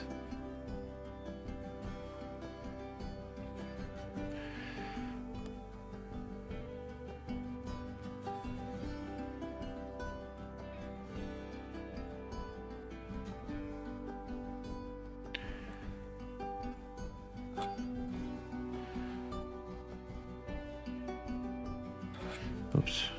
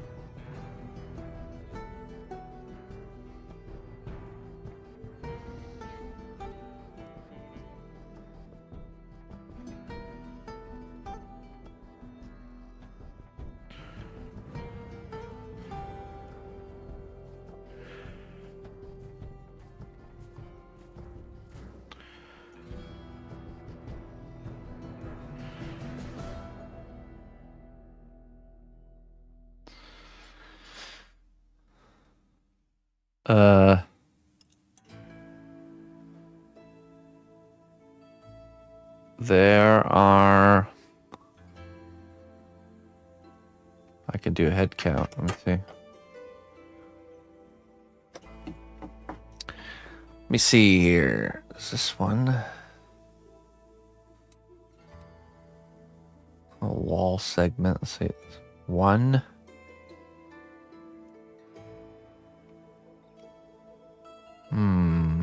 Not sure how we're gonna do that. Okay, this is a separate entity, so let's count this one. 1, 2.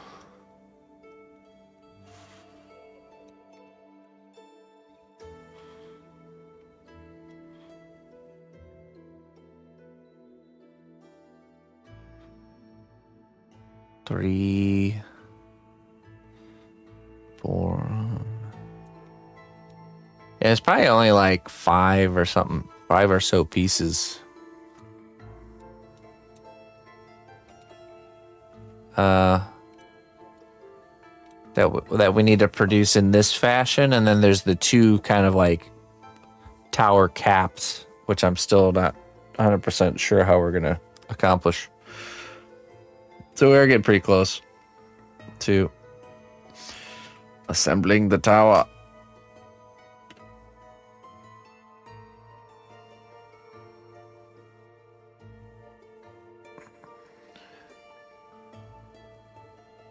The Great Tower.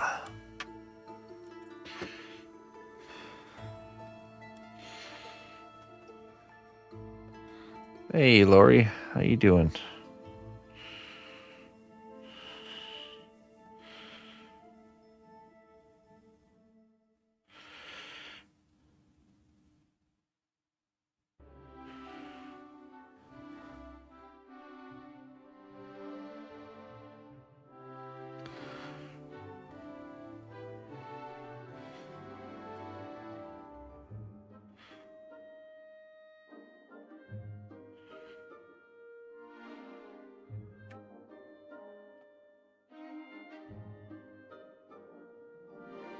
They are not cone. I wish they were. I wish they were just cone shaped. One is. I mean, I guess I could just show you just the top. Maybe if I just don't show you the whole model.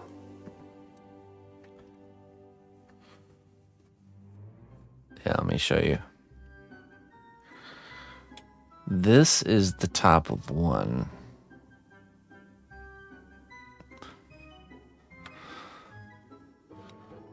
So it's like this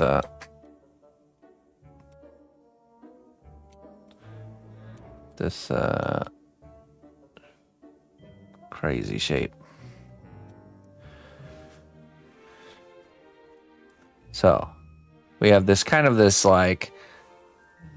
concave cylinder, and then on top of here is like a very complex geometric structure with we kind of have this part in the middle and then these kind of triangle pieces on the outside. Not complicated at all. Yeah. It might not look complicated, but this is a very complex geometric shape. So the best bet is to try to get something. So to probably try to get this concave shape here, and then maybe make these triangle parts individual, and then the part in the middle, kind of all 3 of those individually. Just stick a bunch of toothpicks in there and smush some clay.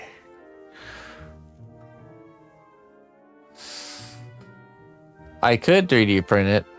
I contemplated 3D printing at least like a basic shape to sculpt on top of, but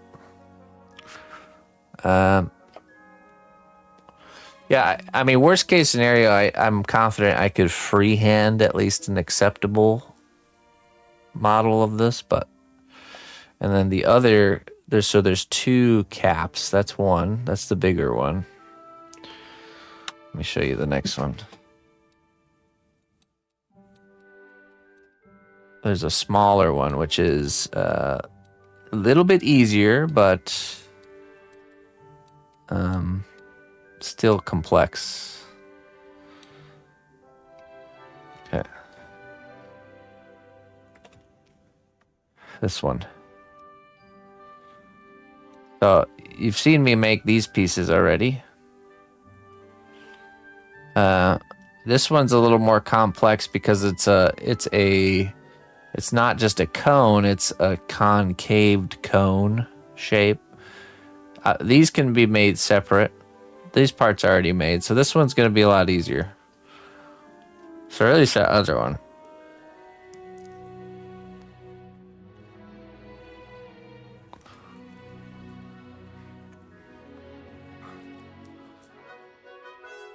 Yeah.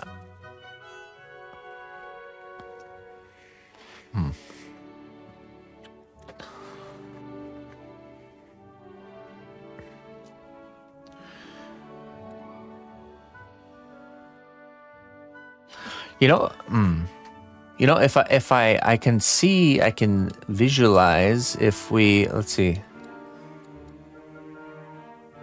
if I start with a cylinder and I measure one.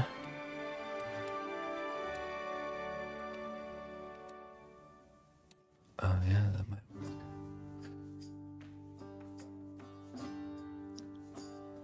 I just have to do a lot of measuring if I do it by hand. If I start with like a cylinder tube, like a cardboard tube, and I measure one of those sections out, and I sculpt the one section, and then I duplicate it, then it should go together pretty close, at least close enough.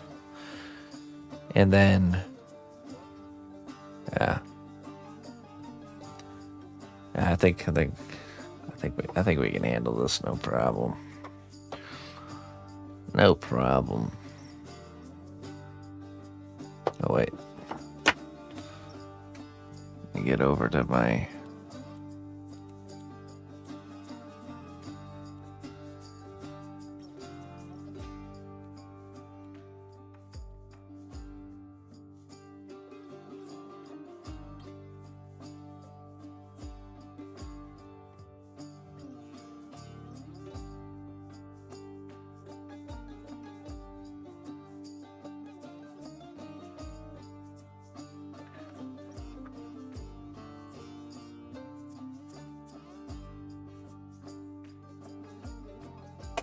Oops.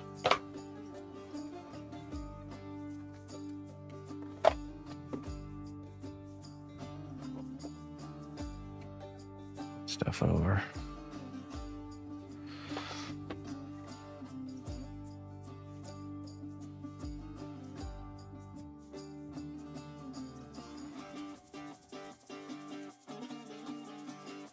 Oh yeah, let me go to the pasta machine here.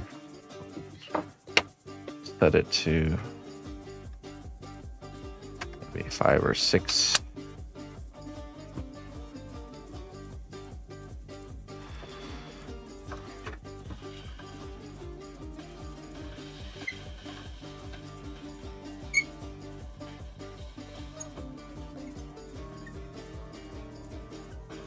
Get that nice lasagna noodle edge there. You ever wondered how lasagna noodles happen? Little edge. There you go.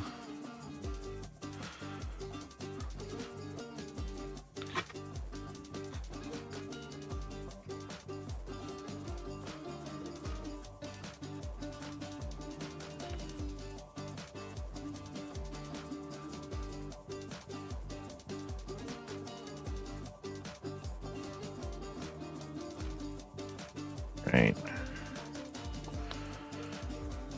So I'll cut out a strip this big here.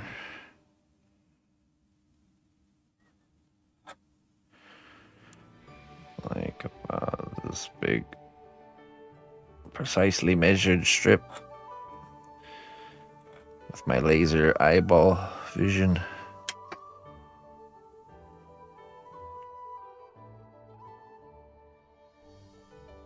Hey, look at that. Actually, not too bad.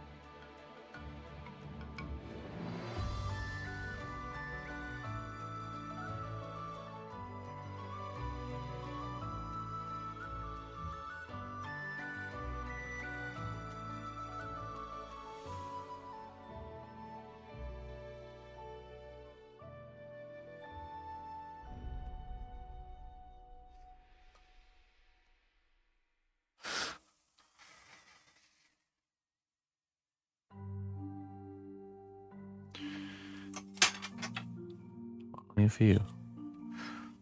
How you doing, Corvic?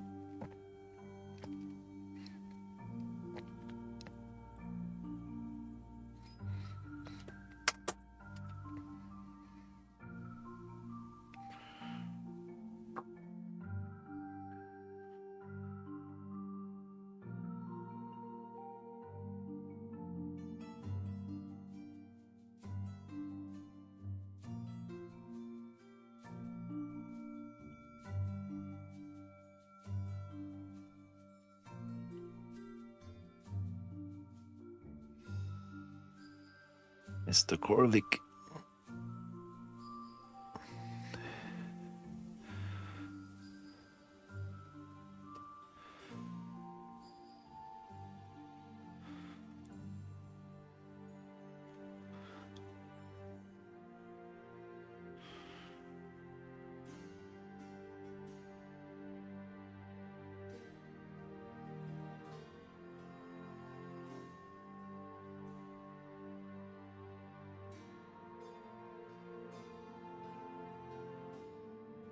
Me?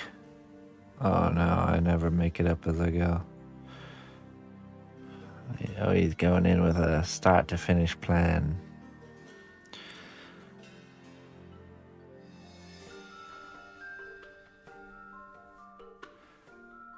The best plan is to have a rough plan and then wing it. 50% plan, 50% winging it. That's a good ratio.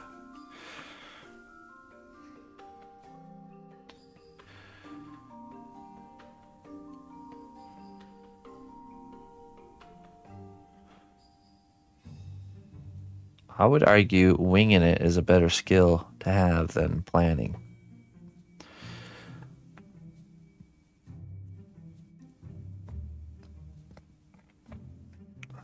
Saturday night.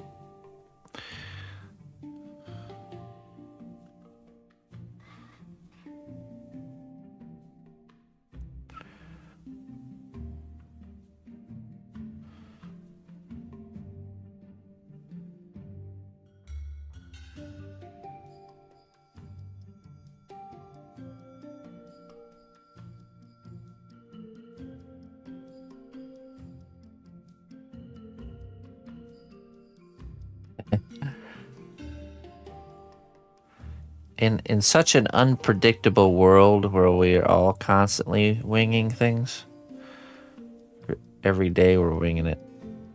I'd rather have a skill of winging it.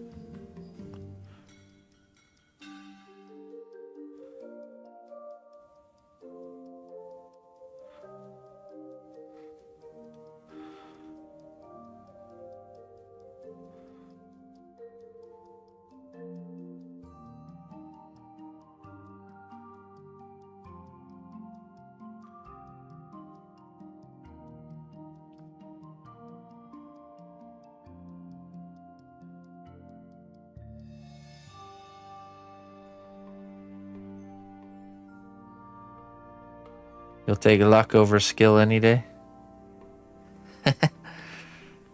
Would you? Nah. Not me.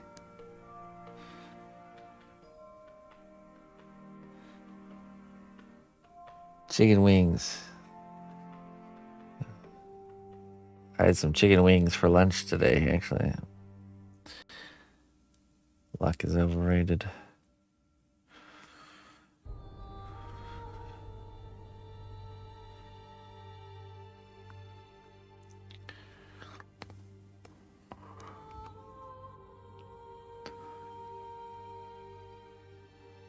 Is luck even real? How do we know luck is even real?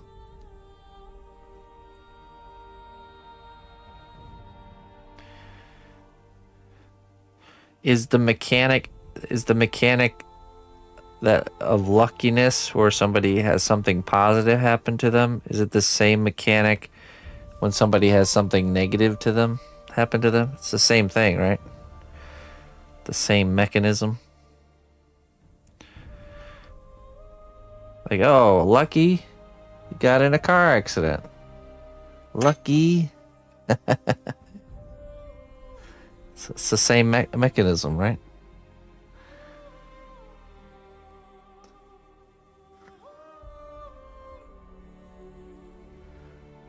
The more I practice, the luckier I get. Arnold Palmer.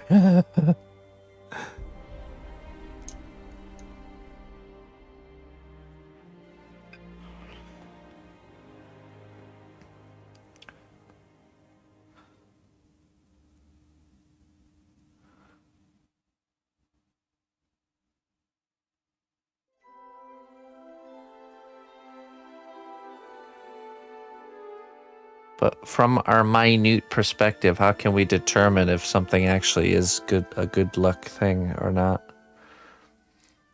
Example, have you ever heard of the lottery curse before? You know that people that win the lottery, like their life gets like completely actually gets like worse, you know? It's like from an outsider's perspective, it's like, ah, man, lucky you won the lottery.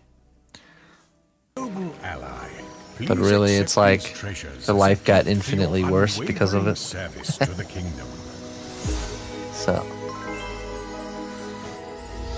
did they really get lucky? I guess, yeah, lucky.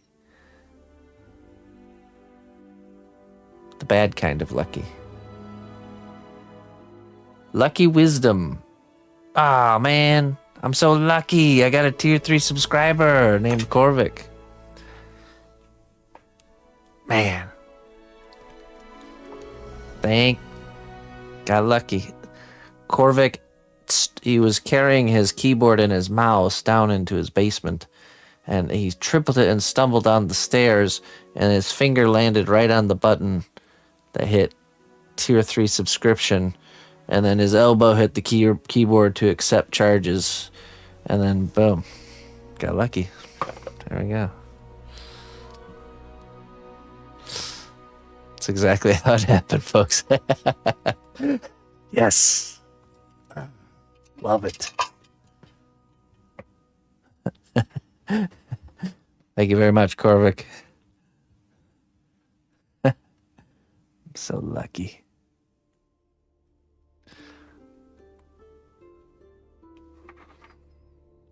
There's good luck and bad luck. So how does this work?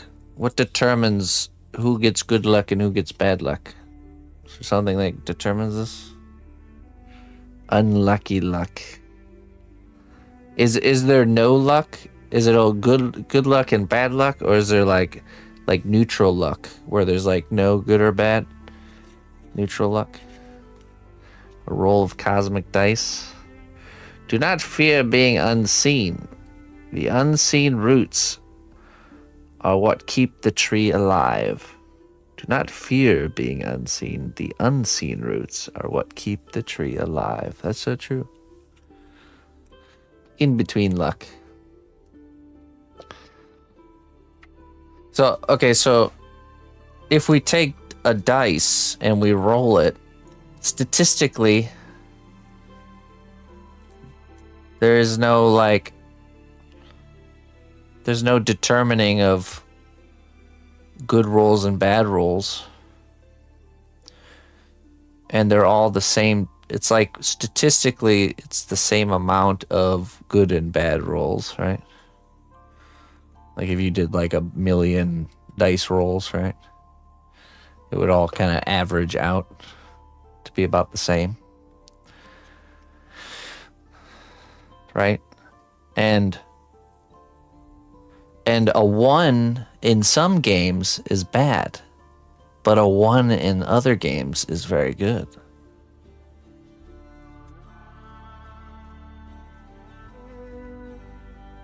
I don't get it. I just don't understand it. How does this luck thing work? So is just life a bunch of dice rolls? Like D&D? This good luck, bad luck version of life?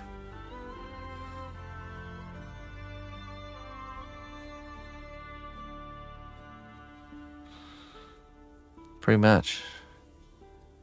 Just a bunch of meaningless dice rolls happening every day? Oh my goodness. That's very unlucky. Oh man. We spawned into the dice roll verse where everything's controlled by dice rolls. Dang. No rhyme or reason to it. Just a bunch of dice rolls. Bummer. How very unlucky. Maybe, I suppose we're all unlucky then, huh? Even the lucky ones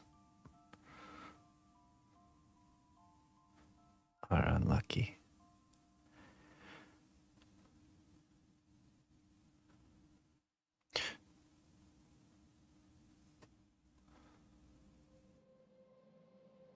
Life do be suffering. Yes, it is. So is a lucky person immune to the effects of like, do they have unlucky things happen to them too?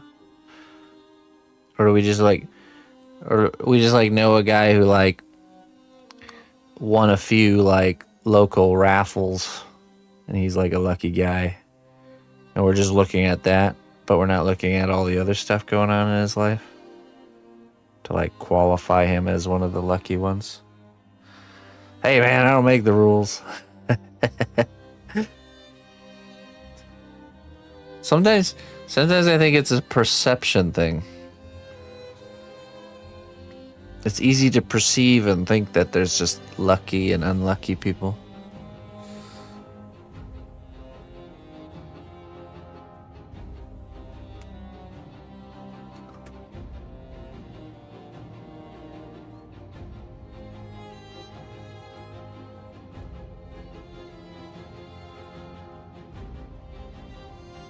If 6 people roll the dice one time, all at the same time, what are the odds one person rolls a 6? That's how luck works. It's the same odds, right?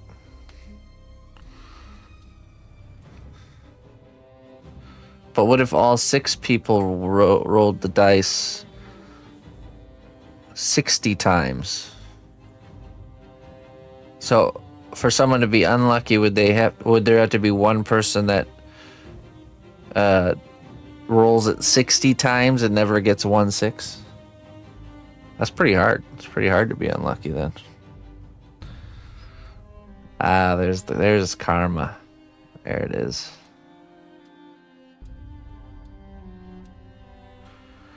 Can karma and luck exist in the same realm?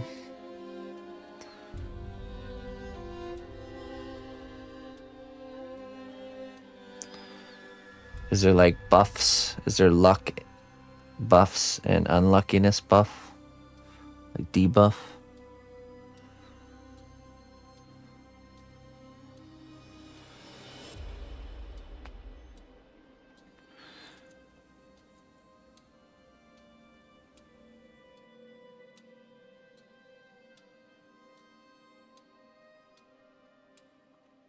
Luck as in chance for sluck.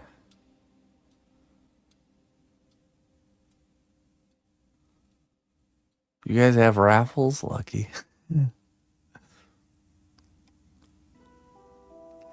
You know, I hear you can buff your luckiness by saying, like, sign up for a raffle and then say, I don't even know why I'm signing up for this. I never win these things anyways. And then you get like a plus 10 luck buff. Plus 10 to your luck roll.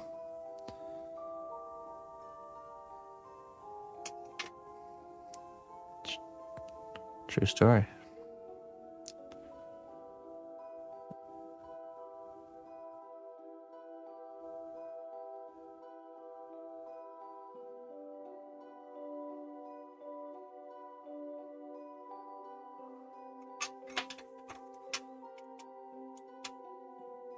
Meat raffles, they do that. These exist.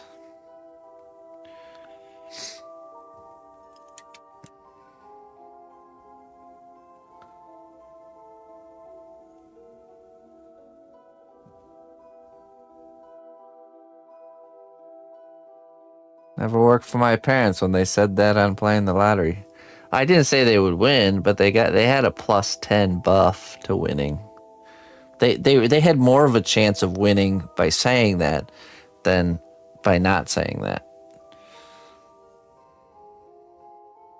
It's true.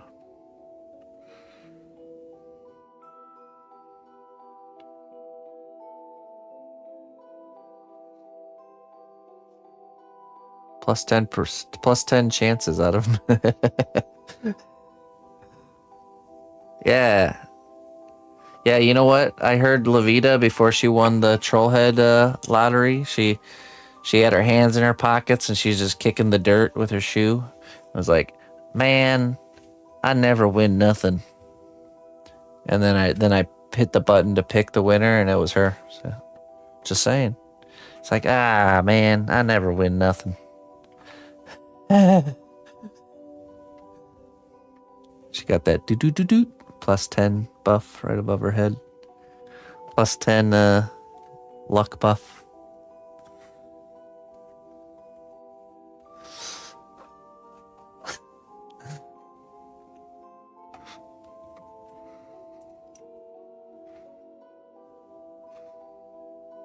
It's definitely an interesting thing to ponder, isn't it? Can luck and fate exist in the same, like, realm?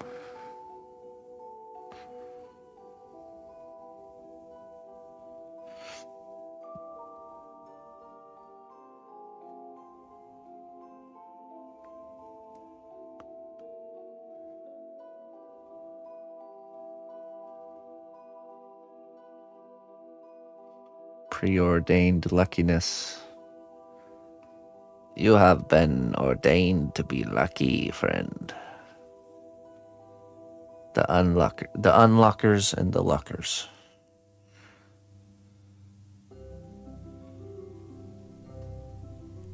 We could create a whole like universe where like people are born and like there's the unlucky people and the lucky people, and like the lucky people have just like been preordained and they have some sort of like physical marker.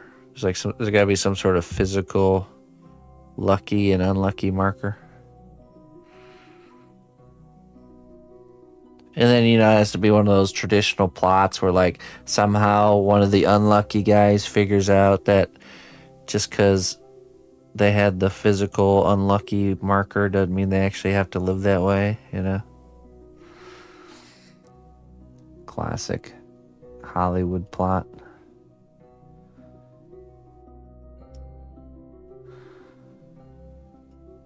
Here's a question. Is luck determined by fate, or is luck a coincidence that coexists with fate? I guess it could be either way, right?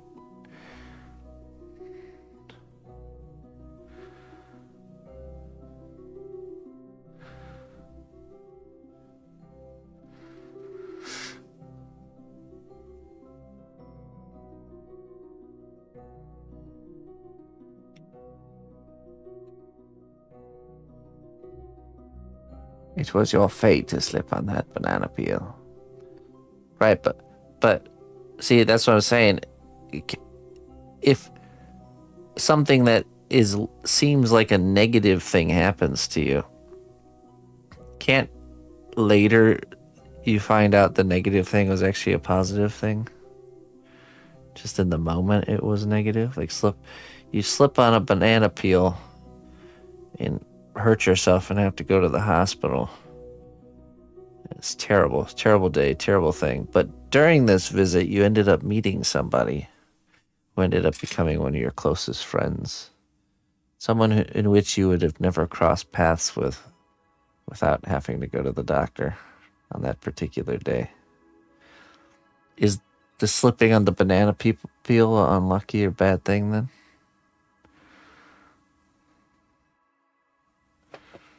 Or is it a good thing now? Bad good thing. Bad thing that led to a good thing?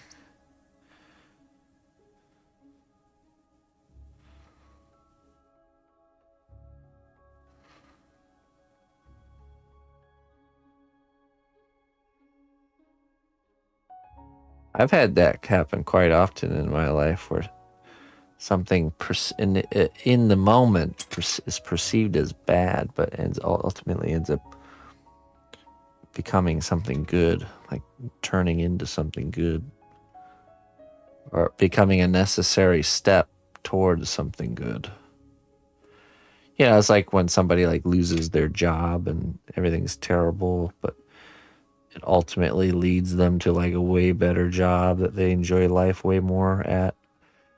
But they would have like never left the comfort of their job willingly. It's like they needed this terrible time to push them to look.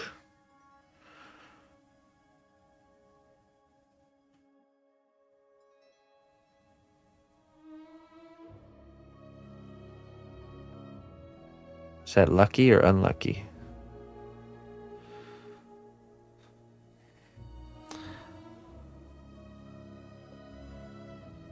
But I lost my job and everything was terrible. The end.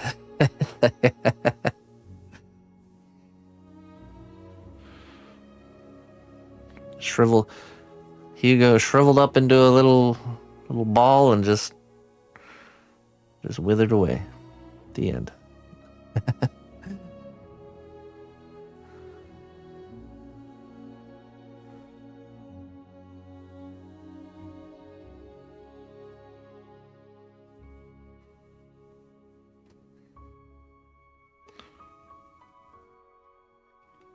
I don't know. I've been diagnosed with severe optimism, so I always see the good even in the bad, and that I've seen it happen personally, and I've seen it happen in other people's lives where they go through a rough time, but you can like really see this like turning into something good, leading towards something good. And even looking back and seeing it as it was a necessary thing that had to happen.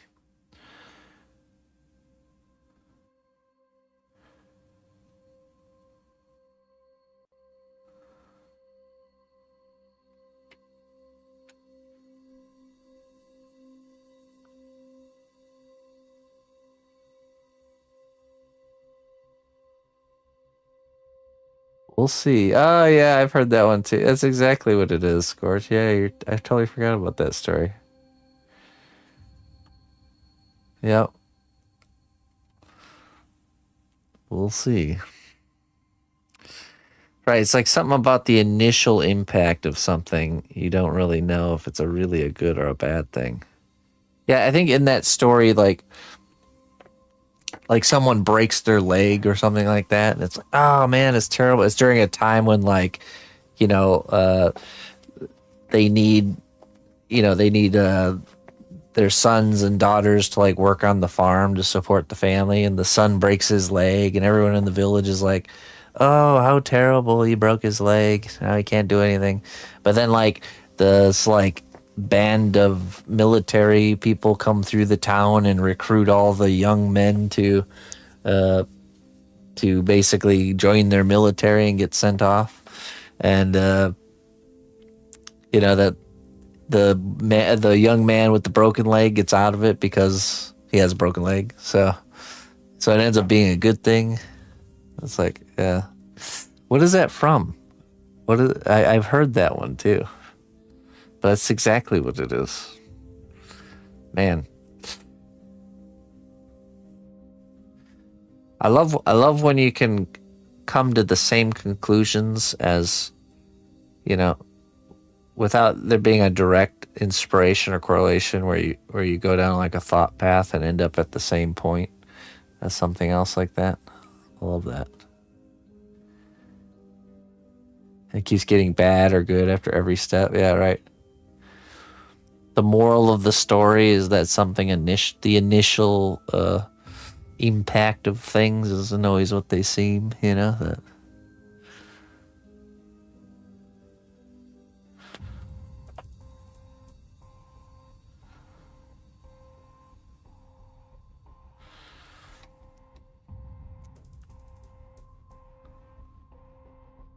Yeah. Man, what was that one? You know, I gotta look this one up. I'm curious.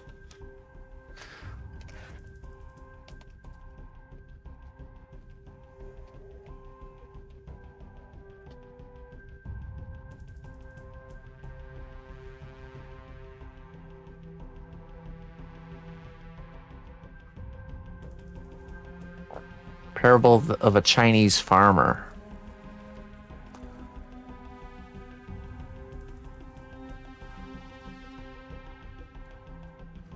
A Chinese proverb. A parable. Parable of the Chinese farmer.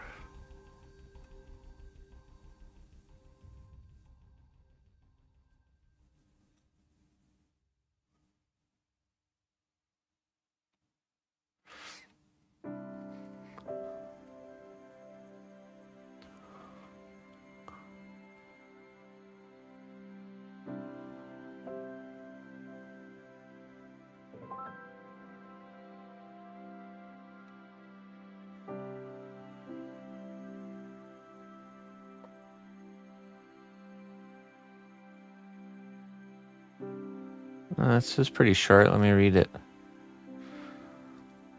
Long ago, there was a widowed Chinese farmer. The farmer and his only son labored through the cold winds of winter and scorching rays of summer with their last remaining horse. One day, the son didn't lock the gate of the stable properly, and the horse bolted away. When neighbors learned what happened, they came to the farmer and said, What a sadness this is without your horse. You'll be unable to maintain the farm. What a failure that your son did not lock the gate properly. This is a great tragedy. The farmer replied, Maybe yes, maybe no. The next day, the missing horse returned to the farm's stable, bringing along with it 6 wild horses. The farmer's son locked the gate of the stable and firmly behind all 7 horses. When neighbors learned what happened, they came to the farmer and said, What happiness this brings! With 7 horses, you'll be able to maintain the farm with 3 of them and sell the rest for huge profits. What a blessing! The farmer replied, Maybe yes, maybe no. The next day, the farmer's son was bringing in one of the wild horses. The son got thrown from the horse, fell hard on rocks, and broke his leg. When neighbors learned what happened, they came to the farmer and said, What a great sadness this is. Now you'll be unable to count on your son's help. What a failure to break in the horse properly. What a tragedy. The farmer replied, Maybe yes, maybe no. The next day, a general from the Imperial Chinese Army arrived to conscript all the young men of the village into the army. Their assignment was to fight on the front lines of a battle against a terrifying enemy of overwhelming force. The farmer's son, because of his broken leg, was not taken. When neighbors learned what happened, they came to the farmer and said, What a great joy! Your son avoided facing certain death on the front lines of the battle. What a blessing! The farmer replied, Maybe yes, maybe no. What nosy neighbors here, right? I think is that it? That might be it. Yeah, that's basically it. It's an old Chinese proverb.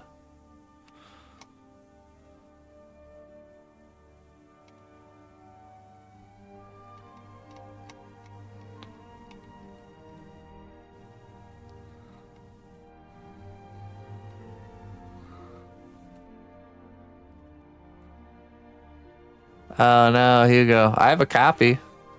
Maybe I can look up the page for you.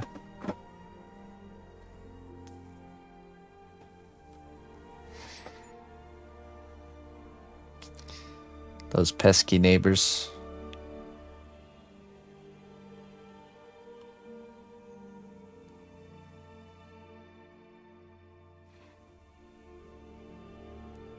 Yin and Tang. Yin and Tang. Yes, lots of Tang. Ah, yes. Very good, Noodle.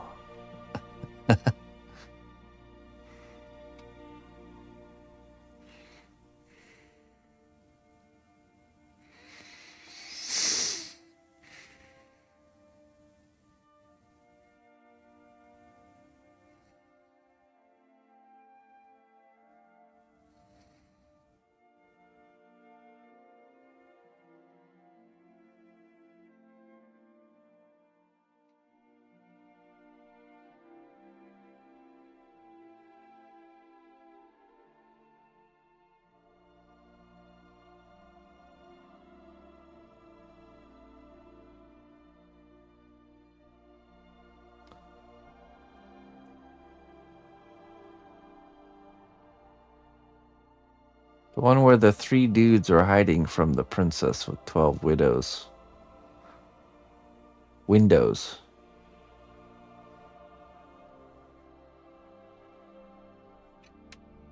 Hmm.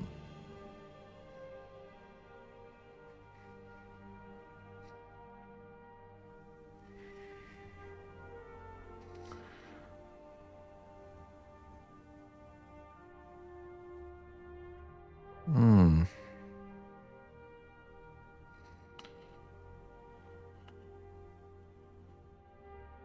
Well, I can look it up and send you a photo of the page. I would rummage right now, but there's no time to rummage right now. But you know what? Maybe there is.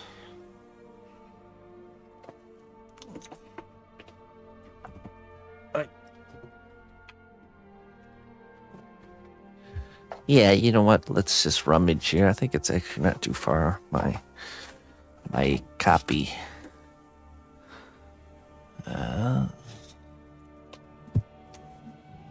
It's not this one. I believe it's here.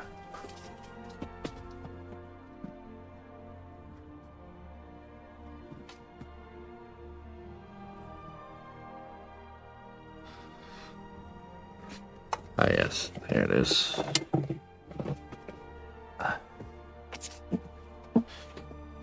Grimm's Complete Fairy Tales. Let's see here. That's a nice one.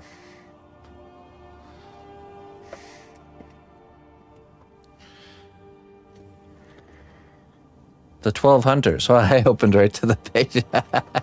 What are the chances of that? 67.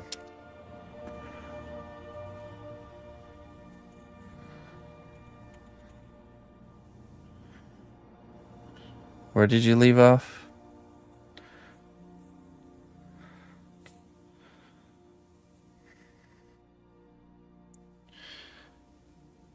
What luck. What are the chances of that?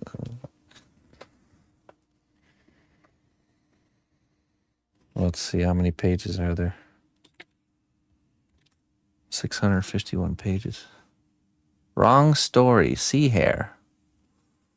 It's called the Sea Hare, I think. Okay.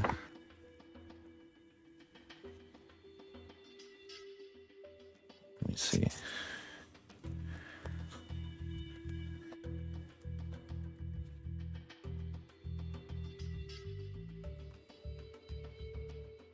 Seven Ravens.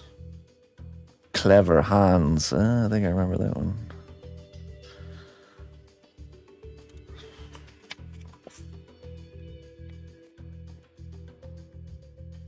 Gambling Hansel? Man, I gotta read that. Hans in Luck.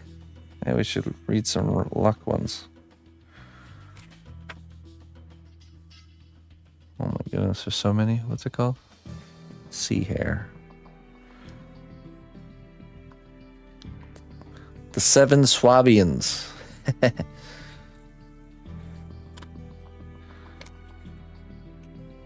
Be nice if these were alphabetical. The hare and the hedgehog.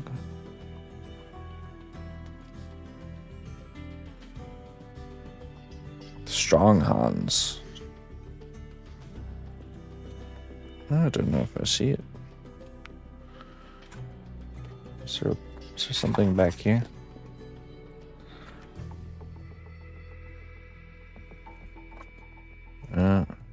Wait.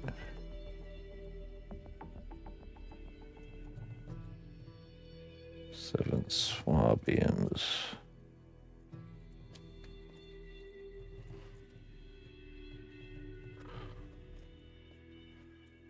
Two brothers. The riddle. I don't know.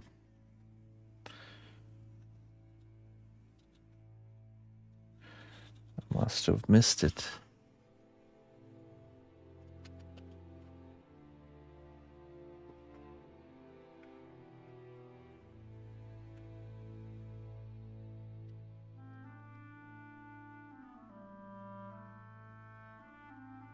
Is it the sea hare or just called sea hare? Probably the, right?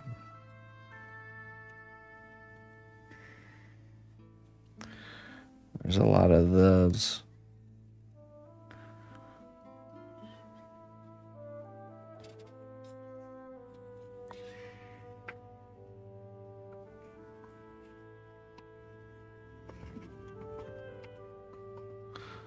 Okay, ready? You guys can find it.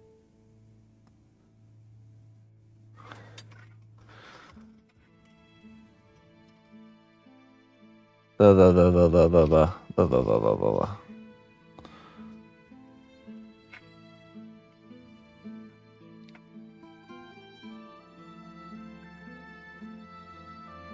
We'll look together.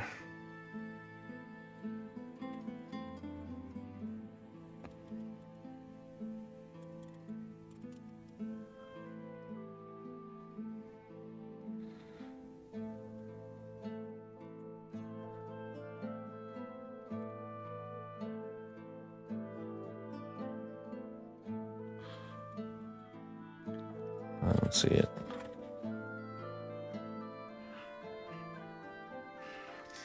Rapunzel.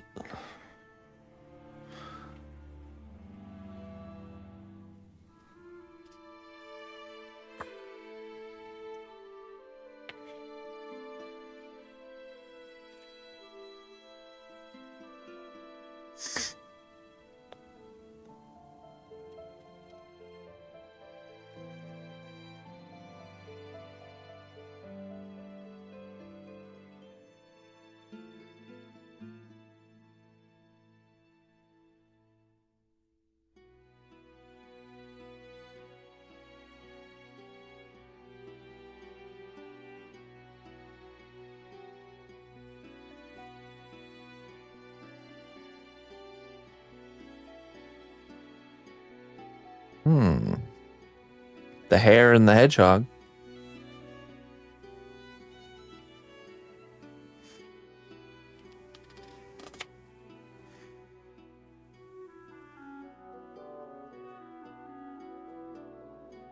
I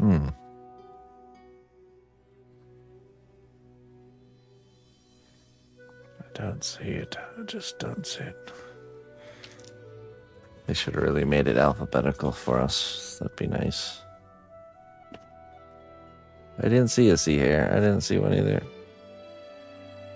12 hunters.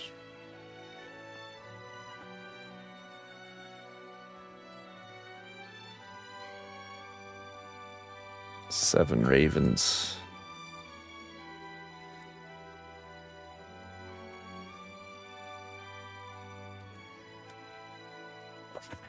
Oh, there. Brothers Grimm. The brothers, the two brothers. I think some of them had a lot of like different names. Because I went to in Germany, the town that the Brothers Grimm grew up in, and there's a castle there, and we went for a kind of like a tour of an area that talked about like the Brothers Grimm and stuff. And they were inspired by the A Thousand Arabian Nights book, which essentially was just a collection of folklore from all of that area assembled into a book. So they went and did the same thing. They went on this big tour through the Germany area, from little village to little village, collecting all the little stories that they would say. A lot of them were oral tradition stories, and then they assembled them into a book. Thought that was pretty interesting. But yeah, they were very big into like folklore and just kind of collecting and assembling folklore into a single book or collection. So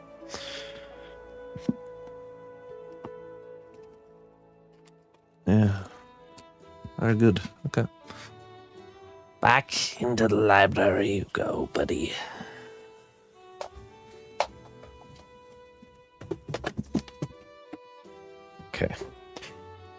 Okay, my friends, I must be getting out of here. Oh, I have busy work I must get to with preparing and finishing the dragon. Our deadline for the How to Train Your Dragon piece is Monday, so I need to really make the push, burn the midnight oil, and get it done. So it's going well. I did, tomorrow's Trollhead Day, so we'll be doing that, but I got the frame starting to come together here. I don't know if you guys have seen this, but this is the frame for the dragon, and I did all this sculpting the battery compartment door right there, like that. And then I did over here with the button right there. Turn it on and off. Yeah, I can show you. Finished. The dragon is pretty much finished. There might be a few things that we'll still do once it's all assembled. Let me grab it really quick. All the pieces.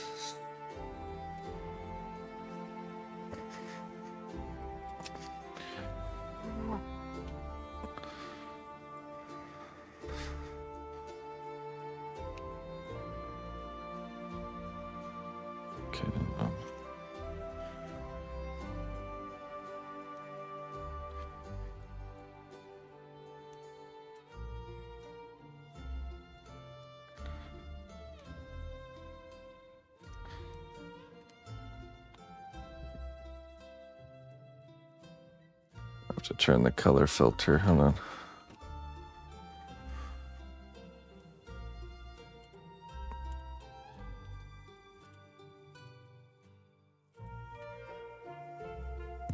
Oh, sorry. A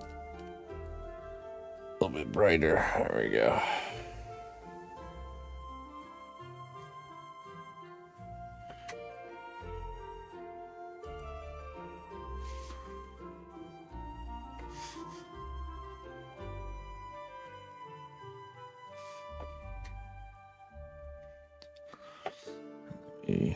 This plate goes here,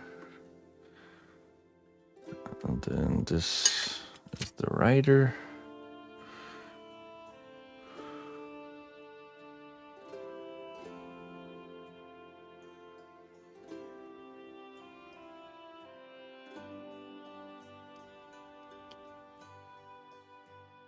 Like so.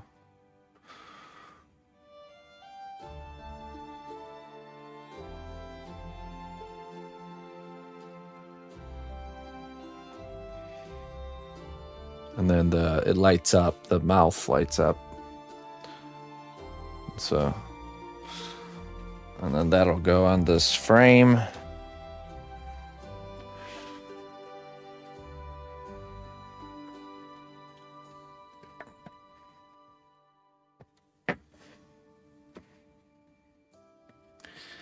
You know, I'm gonna make it look kind of like Burke, very Burke style. With this wooden, this area behind the dragon, I'm gonna sculpt with some epoxy to look like just kind of like a swirling something, kind of like poking through from another world. But yeah.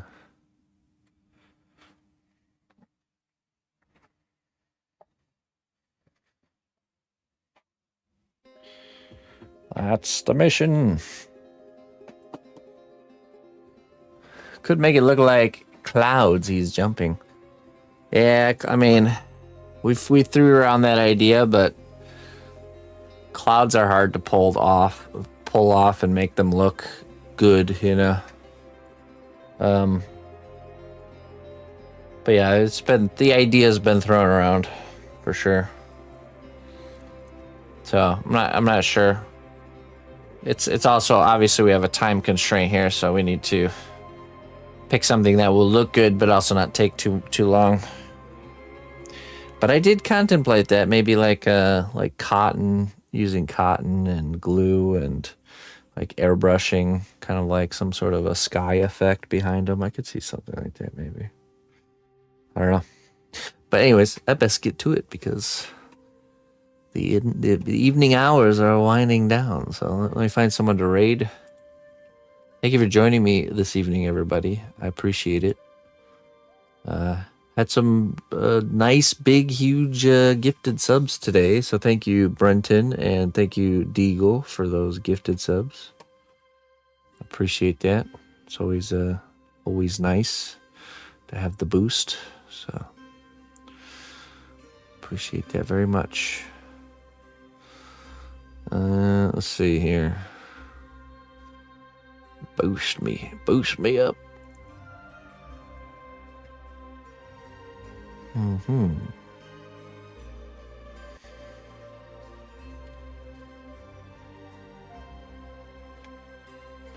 know, let's go raid D-Null.